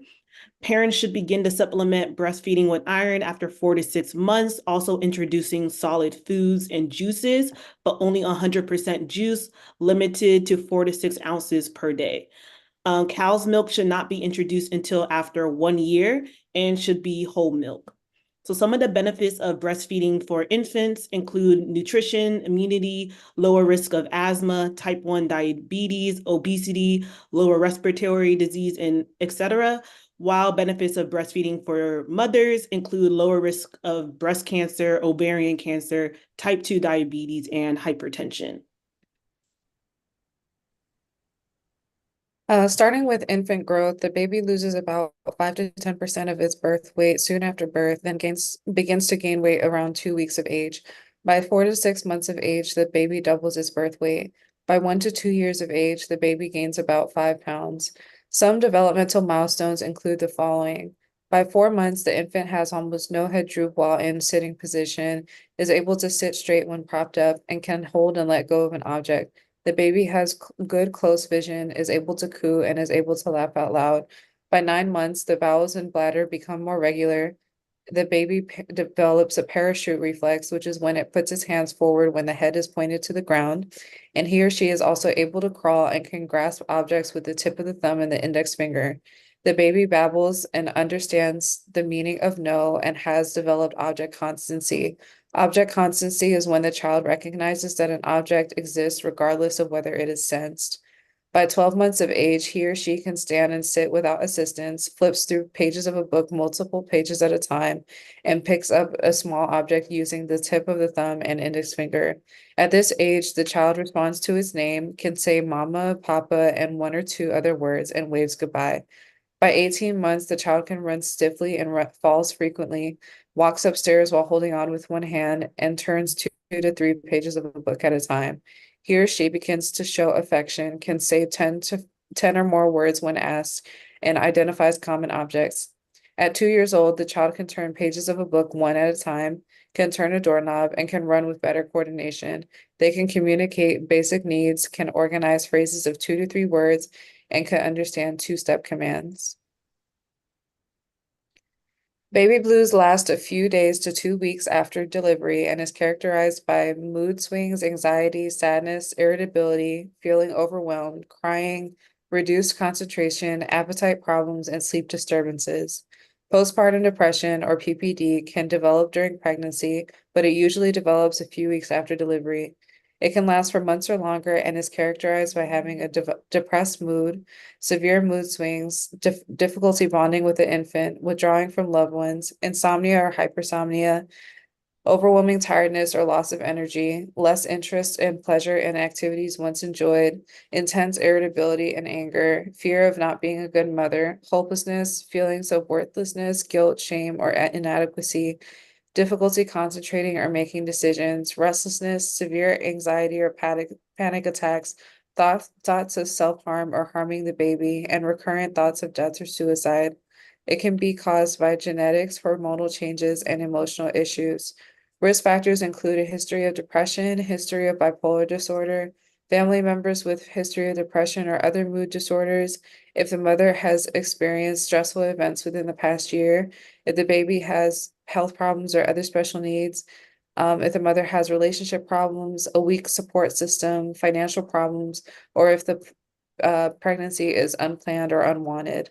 PPD can also occur in new fathers. Postpartum psychosis is a rare condition that occurs a few weeks after delivery. Its symptoms include confusion, obsessive thoughts about the baby, hallucinations, delusions, sleep disturbances, having too much energy, feeling upset, paranoia, and attempting to hurt oneself or their baby. The following resources are maternal mental health resources that are easily accessible by following the instructions on the slide. The resources include the Maternal Mental Health Hotline, the Black Mamas Matter Alliance, the National Maternal Mental Health Hotline, the Postpartum Support International Hotline, the Louisiana WIC, and Partners for Healthy Babies. Here are some tips to plan for parenthood. Visualize yourself as a parent and develop parenting skills. This can be done through positive self-talk and by educating yourself on parenting skills. Develop a positive approach towards parenting and find positives to look forward to every day. Develop practices for interacting with your child. Improve your relationship with your partner. This tip is supported by research that links marriage with child well-being and stability. The next tip is to expand your social support system. This is directly related to the next tip, which is if you are at risk of depression, seek medical assistance and social support. Finally, to expand on developing parental skills, read available preparatory materials for new parents. Thank you, Asila. So along with our presentation today, we'll also be providing information in a flyer that you can carry with you to help you identify some important warning signs that during your pregnancy. If you experience any of these, contact your healthcare provider immediately or call 911 if you're unable to reach a provider. So some of these warning signs are headache, if you have a severe headache, if you have severe belly pain, if you experience any vaginal bleeding, or if you feel that there's a slowing of your baby's movements or your baby's movements have stopped. So call your provider immediately. If you have some of the other danger signs that can be there are if you feel dizzy or faint, Any changes in your vision, if you have a fever, especially a fever of 100.4 degrees Fahrenheit or higher, if you experience any swelling in your hands, face, or legs, if you have thoughts of harming yourself or your baby, if you have nausea that's more severe than morning sickness and you're throwing up, or if you feel that you are overwhelmingly tired, please make sure to contact your healthcare provider immediately. We've discussed multiple resources during our presentation, and at the back of this flyer, we have some that you can call immediately or reach out to immediately so that they are at your fingertips. So there are mental health resources, some general pregnancy support, postpartum resources, as well as health insurance. Thank you. Next slide, please. So I know we've given you a lot of information today, but we hope that you'll be able to carry back some things that we discussed today. So we'd like to do a quick revision so that, there's some information that you can carry with you. So let's practice. We'll read the scenario and please put your answers in the chat. And yes, we will give you 15 seconds to answer. So let's get started. So first scenario is Amy is 6 months pregnant. She has begun to feel short of breath over time and has trouble breathing even while lying down flat. What should she do? A, sleep it off. B, go for a walk to relax. C, contact a healthcare provider right away. Call 911 and go to the emergency ICU. Give them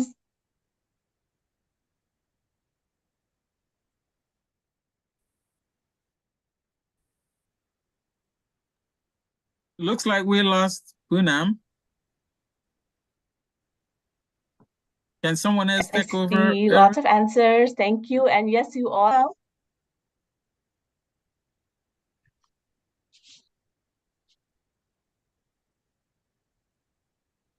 Can you hear me now?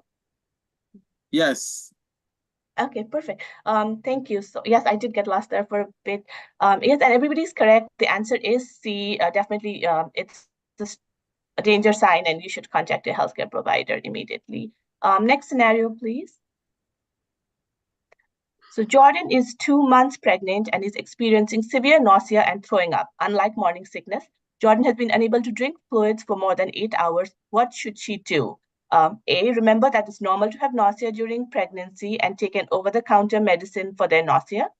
Talk to the healthcare provider right away or go to the emergency room. C, avoid eating for a while to help settle the stomach. D, all of the above. I see the answers coming in. Give you 10 more seconds.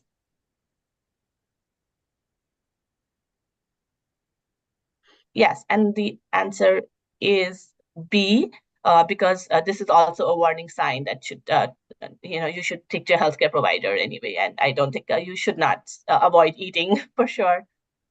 Next scenario, please. A family member who has recently had a baby is experiencing heavy vaginal bleeding and is soaking through more than 1 pad per hour. Should they A, give it time and wait for the bleeding to stop? B, use tampons instead of pads? C, talk to the healthcare provider or go to the emergency room? D, rest as much as possible. Thank you for your answers. And yes, everyone is correct. This is definitely an urgent warning sign that needs immediate care. I would like to pass it on to Asila for discussing the next 2 scenarios. Thank you. Okay, so for our fourth scenario, which statement or question from a healthcare provider displays the shared decision-making framework the best? A, I think the best course of action is to induce your labor tomorrow. B, let's go over your birth plan together. What are your main priorities and preferences for your birth experience? Or C, I decided on this plan based off of my years of medical experience. Is there a problem with the plan that I developed for you? Yep, I'm seeing the majority answer is correct. Yes, the answer is B. All right, and here's our last question, scenario 5.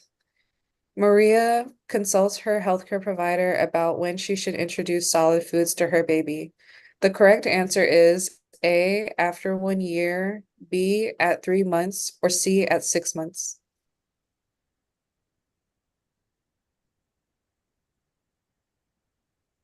Yep, you guys are correct. The answer is C, at 6 months. And here are our references. Thank you so much for listening to our presentation. Very good, very good. This is quite a lot. The statistics are very challenging, right, in the United States. But then the group moves on to provide really good solutions, and the quizzes are a little bit tough. Really, really good. Okay, just one question. But before we do that, let us use our reaction button and give group number 3 our resounding applause. And they get my confetti again, you know. My confetti is the best that I can give. This is really, really good. One question, and we will move on to group 4. I think we can do with Gabriel's exercise. We can do some stretches. You know, I don't want to give people bio break, but you know, you guys hang in there. I know it's you know, it's a long time, but we can do Gabriel. Gabriel, where are you? You can give us something to wake up with. Unmute, Gabriel. Feel free to unmute. And Brown, spotlight Gabriel to give us 1 minute of stretch time. Okay. We're doing dips on our seats. This is the armrest. Hold it. Legs straight out. Okay. And then your heels on the floor so that you anchor yourself up. And then you do that. That is one cycle. Okay.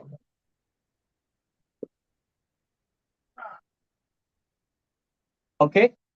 And the other one, which is really, really rigorous. That's the dancing one. If you have music, it makes it better. Okay. Let me go back a bit more so that you can see my, yeah. So leg this way and this way, but really, really fast.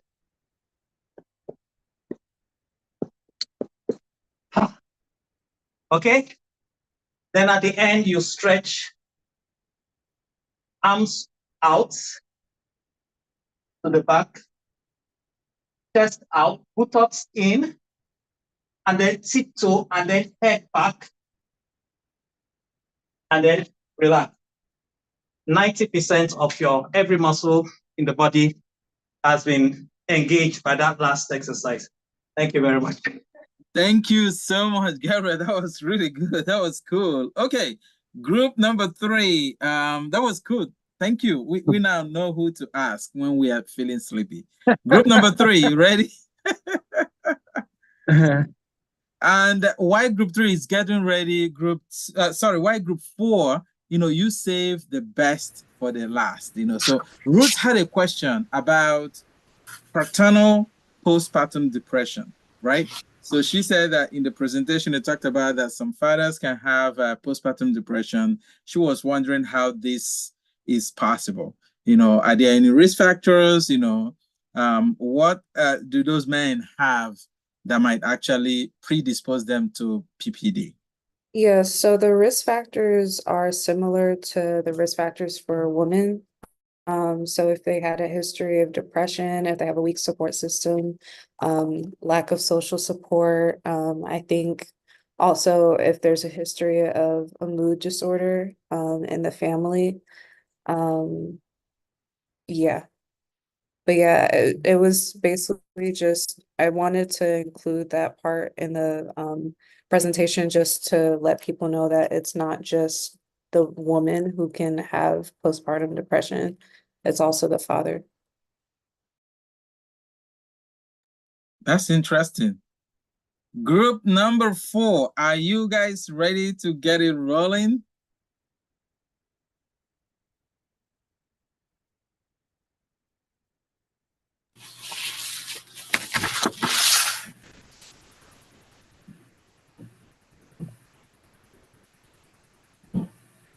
Hi, everyone. Thank you all for taking the time to listen to all of these great presentations. Honestly, they were really cool. I didn't know a lot about this information, so I'm glad we had this opportunity. I just wanted to talk about our program. Our program is called Arise Ghana, and what it stands for is Advancing Resources for Traditional Birth Attendants for Infant Survival and Maternal Empowerment. And we're doing this program through the Global Health and Education Project, which is a nonprofit that aims to eliminate education and health disparities. That's located in the US.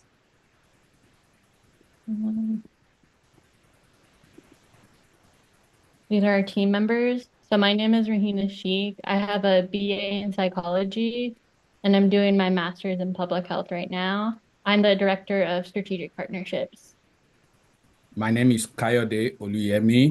I have a Master of Science in Biotechnology and another one in Theology. I'm currently a Doctor of Public Health student at Capella.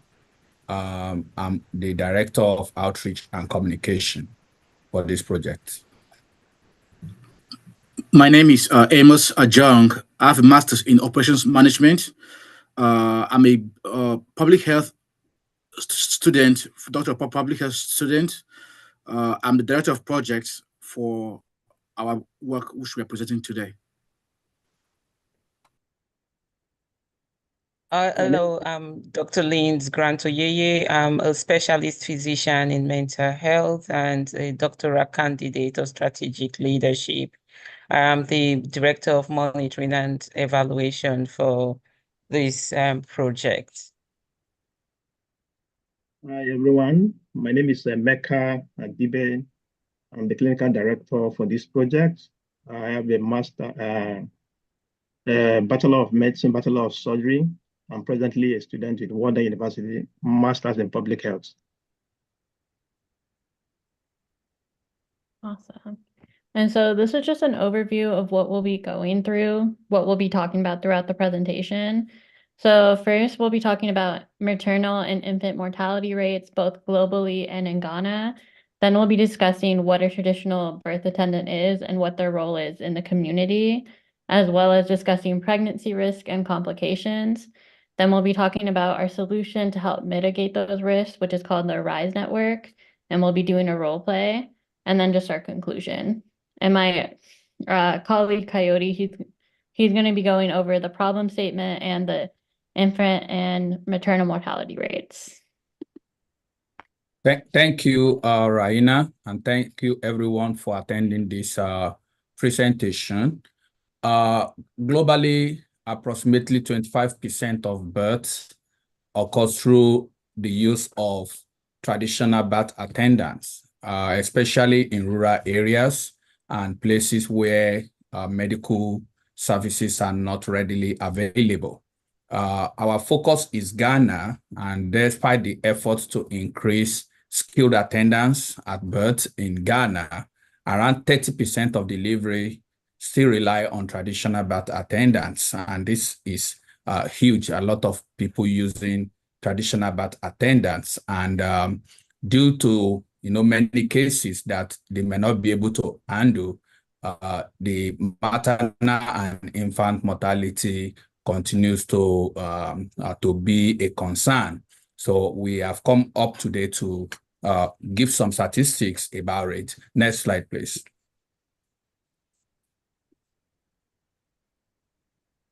So globally, approximately 287,000 women died in 2022 due to pregnancy and childbirth complications.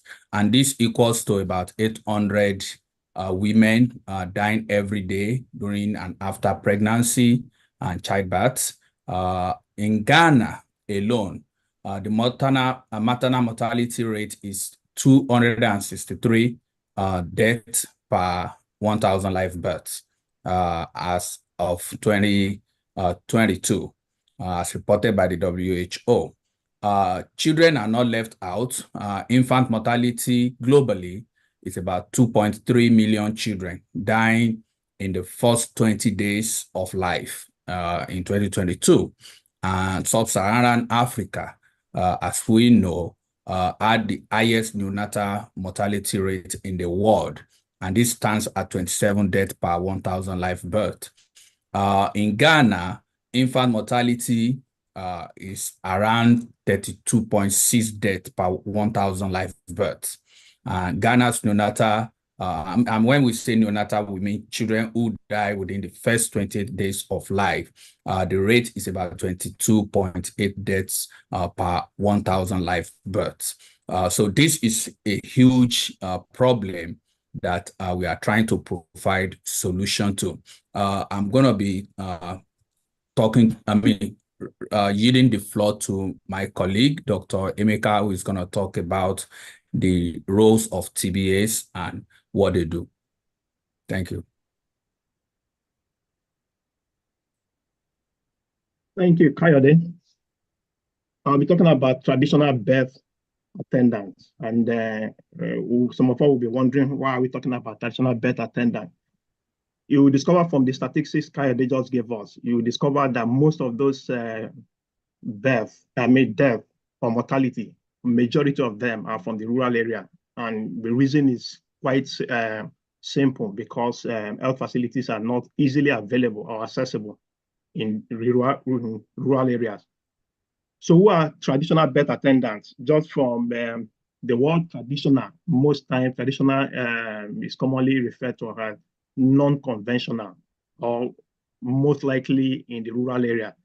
And then birth attendant, they attend to birth. So these are individuals or people who have had some non-conventional training to attend to birth, to also assist with labor. And they are actually vital in maternal and child health care, in helping to reduce the mortality among mothers, and also mortality among the babies. They assist in pregnant women during labor. They also, these people have also acquired some basic skills to be able to identify pregnancy that are high risk pregnancy, and also helping to refer those pregnancy out as early as possible. They are community-based, and they also provide care before women go into labor. During labor, they provide care. Even after delivery, they also provide care. Next slide.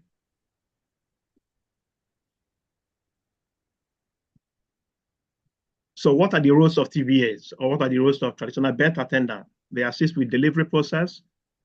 They help in recognizing pregnancy danger symptoms, especially among high-risk pregnancy. And that's actually why they've been trained. Their basic training. One of our basic encouragement and advice to women who live in rural area, especially we've chosen Ghana and we've chosen a rural area there, is to, as much as possible, present themselves or be able to visit traditional birth attendants. This mother might not know some of the pregnancies that are highly at risk, but with the TBAs, they will help them to do this. Then they also help with transportation to hospital.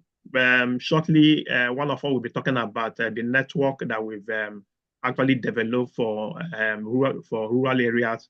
So when this right network or hub is activated, it also goes through the transportation provider and the doctor. So they help to collaborate with transportation providers and also with the doctors.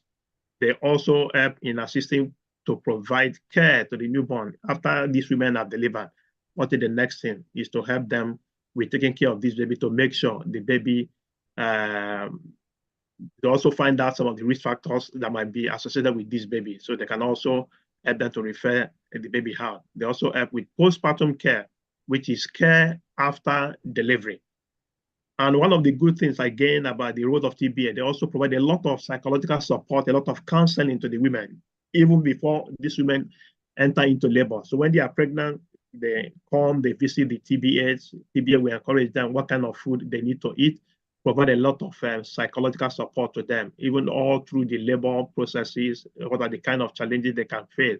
They help in providing those supports to women.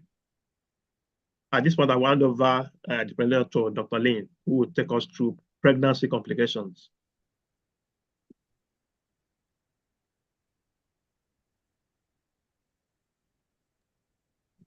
Thank you, Emeka. So this is by no means exhaustive, but it's just to give an idea of some of the complications that might arise in pregnancy that the TBAs would be able to pick up and point the patients to the relevant hospital network. So there's preeclampsia, which usually presents with a combination of things like high blood pressure, and there is risk of organ damage. Additionally, placenta previa, which involves parts or the whole of the placenta covering the cervix, and it presents with bleeding before or during labor.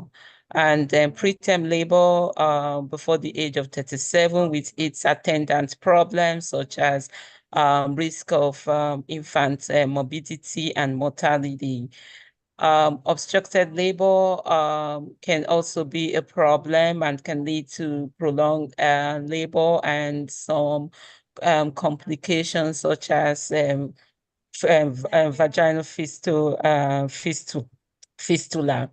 And postpartum hemorrhage, which is excessive bleeding during childbirth. The TBA might be able to recognize this by the amount of pads the woman uses after delivery, because there's some form of bleeding associated with childbirth. But when it becomes excessive, then there is attendant risk of morbidity and mortality.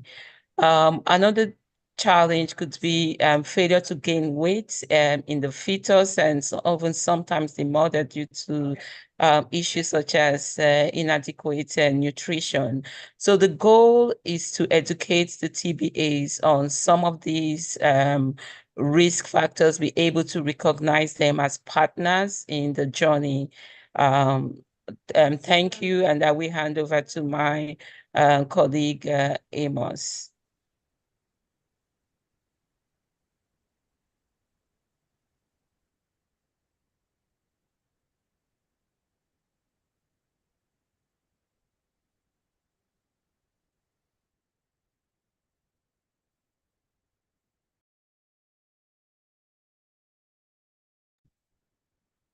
Do we have Amos? I think we can proceed. Okay. Sorry, I was muted. So to address the complications as Dr. Lin listed, our team brainstormed and came up with a solution, which is the Arise Network. The Arise Network is an app, which is a platform of collaboration between the clinicians, the traditional birth attendants, and a community volunteer, that is the transporters. Firstly, we are putting in some structure for the TBAs. We are going to be having the community structure such that we have a number of TBAs that report to a particular clinician. And then for every community, we are going to be having transporters to ensure that we always have transporters in a nearby vicinity when they are needed. Now, how does the Arrest Network, how does it work? Let's see the next slide. So the Arise Network, like I said, is an app, which is very, very simple. When the TBA encounters a difficult situation above their scope, they simply press a button. And at the press of the button, the clinician is alerted, and also the transporter is also alerted. And then the transporter places a call to get clarification on the location and other necessary information. Also, the clinician places a call to understand the situation from the TBA. Through this collaboration, the transporter gets to the area where the TBA and the pregnancy complication is, and transports the woman, also under the guidance of the clinician, who might have some advice on how the patient should be transported. And through this, we have already intervention from the clinician to prevent neonatal death, which is our key. So there's a collaboration between the TBA who follows the woman to the hospital with the transporter. Now let's go to the next slide and kind of see how this works. So what you see here is just we have a woman by name Madame Owusu. So at the press of a button, Dr. Emeka, who is the physician, is alerted, and also the transporter, who is also having the same access to the platform, is alerted. And through this collaboration, we hope to have a decrease in maternal and infant mortality. Now let's go to the next phase of our work, which is a practical setting on how this collaboration works. So we wanted to provide like a role play just to show you how this would work in real life. So the scenario is Kisi, a 24-year-old woman. She is living in Ghana. She lives in a rural area and she does not have access to a clinic or a hospital, so she's not able to get like regular checkups. However, she does have a traditional birth attendant, Madam Owusu, who is helping her. And she's 38 weeks pregnant, and this is her second pregnancy, and she is experiencing bleeding. And so I'll begin. I'm going to be playing the pregnant woman. And I'm going to be Madam Owusu. And I'm the transporter. I'm the doctor. Yeah. Okay, so I'm gonna, sorry, I'll knock on the door. Hello? Yeah, hello, Madam Kisi. Please come in. How can I help you today? Oh, Madam Owusu, I'm not feeling so well. I went to the bathroom this morning and I noticed that there was some blood. Oh, I'm sorry to hear that. When did it start? I woke up like really early. I don't really know the time. Oh, have you had it before? I know this happened last time with my first kid. Oh, and are you feeling dizzy? Do you have any other problems? I am feeling really dizzy. I can't really stand that well. Oh, please come and lie down. Let me contact the hospital that covers this area. Please lie down on the couch. App activated. Hello, Madam D. I just received an alert through the Arise Network app. Do you have an emergency? Oh, yes, please, I do. Thanks for contacting me immediately. There's a 24-year-old woman, Madam Kisi, who has been bleeding, and I'm really concerned because she looks weak, so she needs to go to the hospital immediately. Where are you right now? It's showing on the app. She's here with me. But in case it's not clear to you, it's on V Street number 20. And when you come in, just come through the door because I'll leave the door open. Thank you. I can see I'll be there in less than 10 minutes. Oh, thank you. I'll appreciate that. Thank you. Yeah, Madam Owusu, I just received your alert as well. I guess the transportation provider, Amos, is already on his way. I can see the alert already. On my Okay, thanks for calling, yeah. doctor. Okay, so Madam Owusu, what's going on? Okay, yes, doctor, I have a 24-year-old. This is her second pregnancy. She said she bled during the first pregnancy as well. So she's here with me. She's been bleeding, has used several pads today. I'm really concerned because she looks very weak. Okay, good enough. The transportation, the Amos will be on his way. We are getting it set for her, and I get from the checklist here. I also saw that you check this is a second pregnancy, and nothing much was known about her first pregnancy. You're not too sure if she had this kind of bleeding before. Anyway, we are getting set for her, okay? And we'll keep you posted. If you can also come with the patient, that would be great in case of any emergency that could happen while Amos is bringing her here, okay? Yeah, thank you. I can see the driver is almost here on the hub. Just a point of note, I think she later confirmed that she did have the bleeding in her second pregnancy. I'll come with her. Thank you, doctor. Okay, that's great.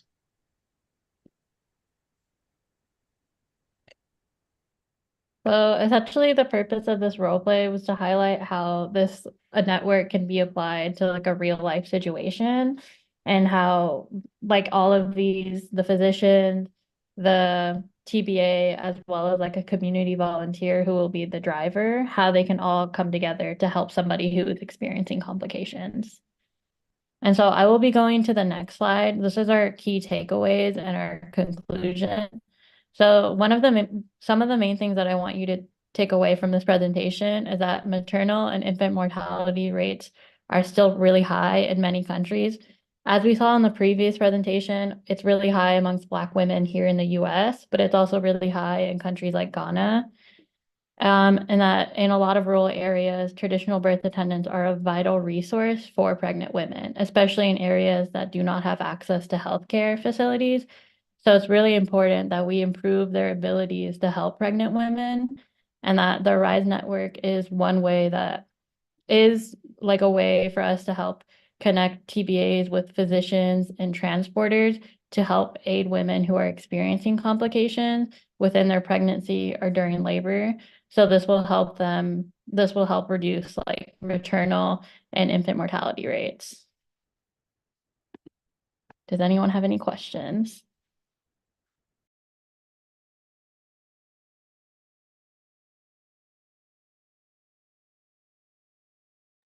Amazing work. This is great. This is really, really super great.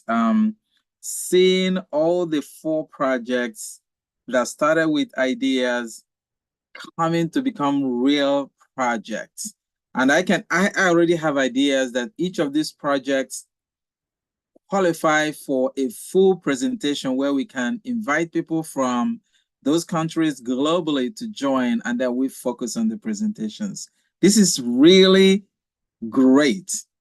So we're going to take 1 or 2 questions, and then we can adjourn. I like this. You know, Vikash had a question. Vikash, do you want to mute and ask your question? Yeah, I was wondering, what's Ghana's telecommunication network like, the internet providers like 5G, because you would need the app to connect to these type of services for it to properly work. So what would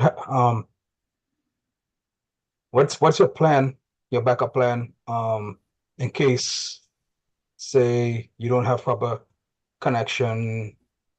How are you going to address this? How are you going to address like when there is system failure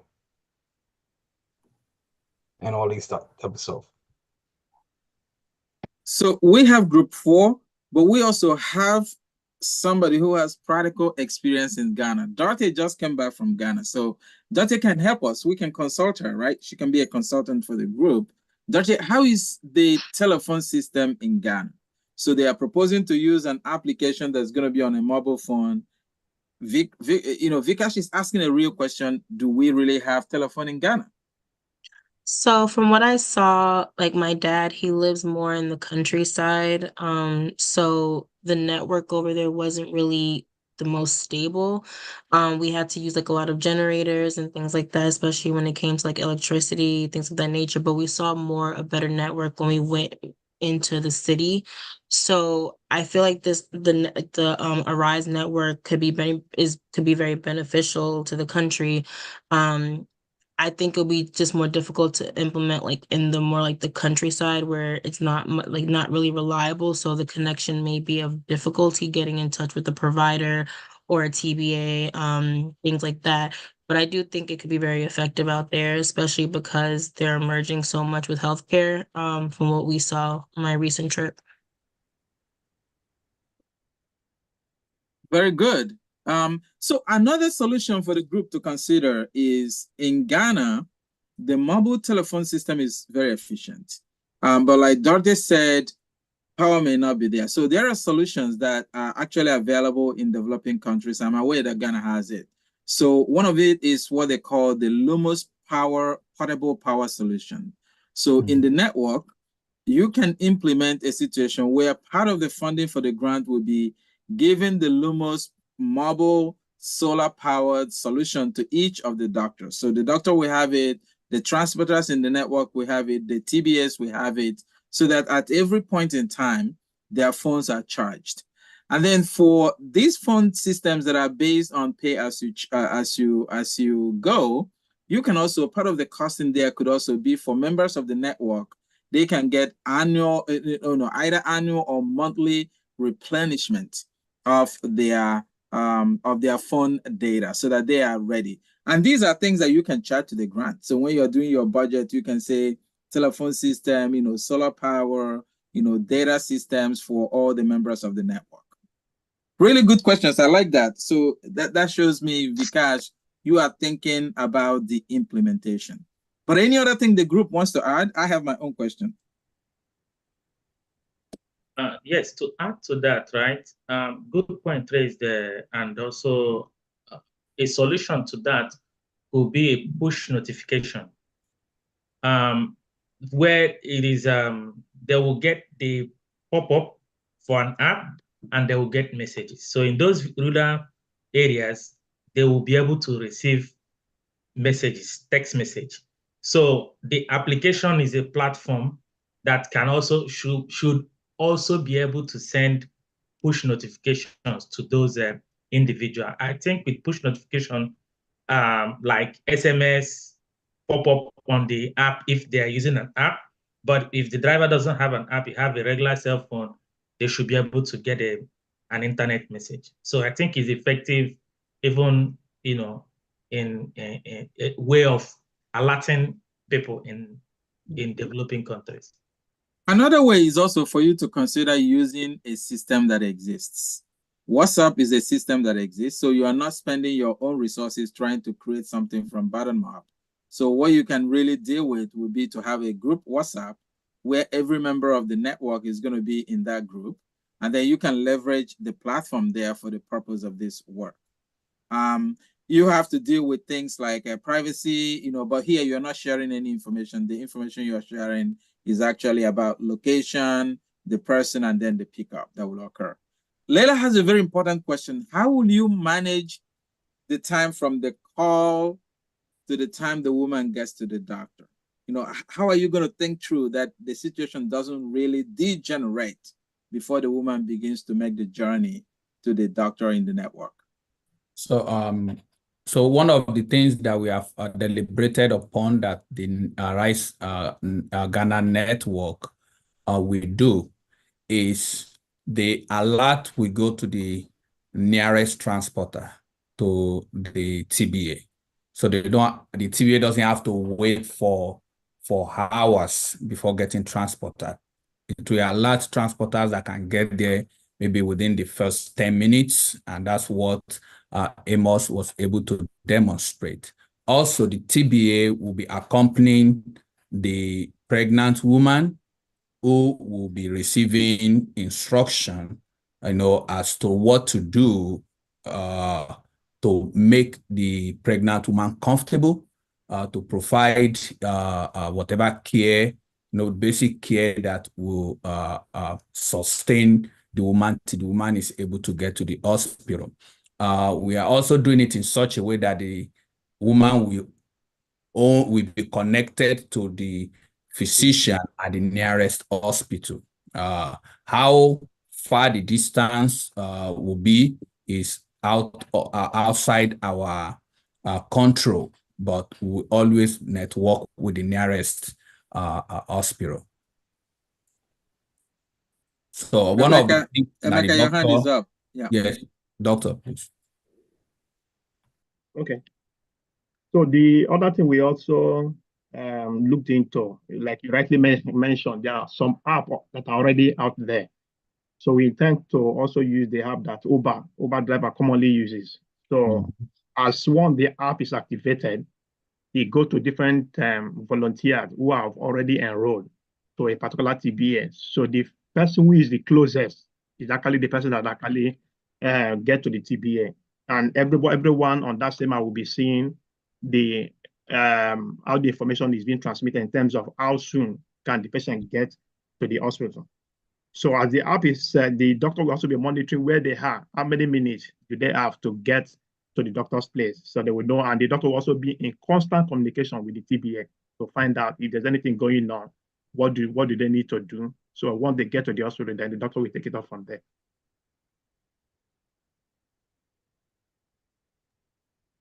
Very good. So join me, let us use our reaction button again and give group number 4 our love and our commendation. They get my confetti. Boom.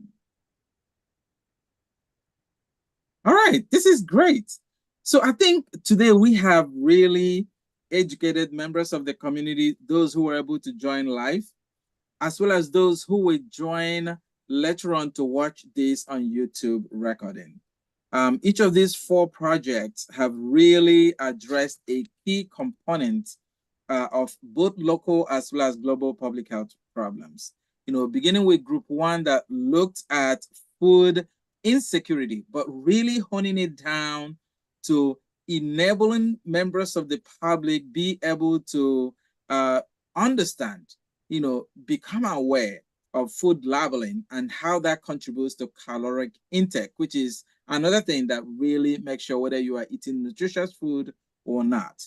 And then we moved on to group 2 that really gave us a practical demonstration of how to calculate BMI, right? Because it's important when we tell people that they are overweight or they are at the risk of overweight or obese, we need to arm them as public health practitioners with practical steps on how they would know when they are crossing the line between regular weight as well as overweight and obesity. So the calculation for BMI for group 2 is really important. However, one thing that that group will contend with will be existing literature that are challenging the current calculation of BMI, saying that the current calculation of BMI are tilted towards European people to try to find out for minorities, do those calculations still hold water?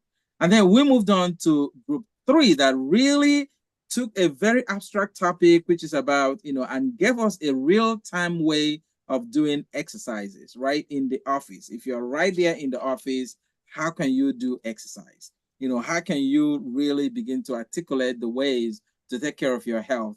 I think these are really practical. And then we went on to birth, right? Birth LA, which dealt on a topic, you know, therapeutic communication between the mother and the healthcare provider in order that the mother lives, not only living, but also is able to plan their pregnancy and childbirth in a way that tries to mitigate what I think is the disproportionate burden of maternal mortality among African-American women in the United States. And then we wrapped up with the TBA training in Ghana, which is proposing for the first time ever a network of physicians, you know, community people and TBAs in order to address a problem that impacts everybody. You know, traditionally, what we have seen is that healthcare providers are on one side, non-trained healthcare providers are on the other side. But in this program, which I think is unique, the ARISE network brings both sides together to recognize one unified problem and really uses an innovative methodology in addressing it. One thing I can say about all these topics is that the group members are passionate, and these are all what I think are shovel-ready projects ready to be executed with smart fine-tuning. So I just want to thank all of you. I want to thank our guests. I want to thank everybody for hanging in there for more than 2 hours. I want you to know that you are moving beyond the traditional criticism we have about public health, which is people say, the only thing that public health people do is to say, create education and awareness. You are doing more than education. You are doing more than awareness. You are moving the needle, really arming the people with practical things that they can do in order to move their health, in order to improve health. And that is why I'm so proud of you. You know, you are going to become really ambassadors of this program, regardless of where you find yourself. And I'm looking forward to the bigger presentation when we're going to have our capstone and any other things. So I want to thank you. I want to applaud you. I want to commend each of the groups for your passion, you know, for the transition, for thinking out of the box, and for the innovation. So on that note, on behalf of all of us in the faculty, I want to thank you for joining. I want to thank you for your sleepless nights.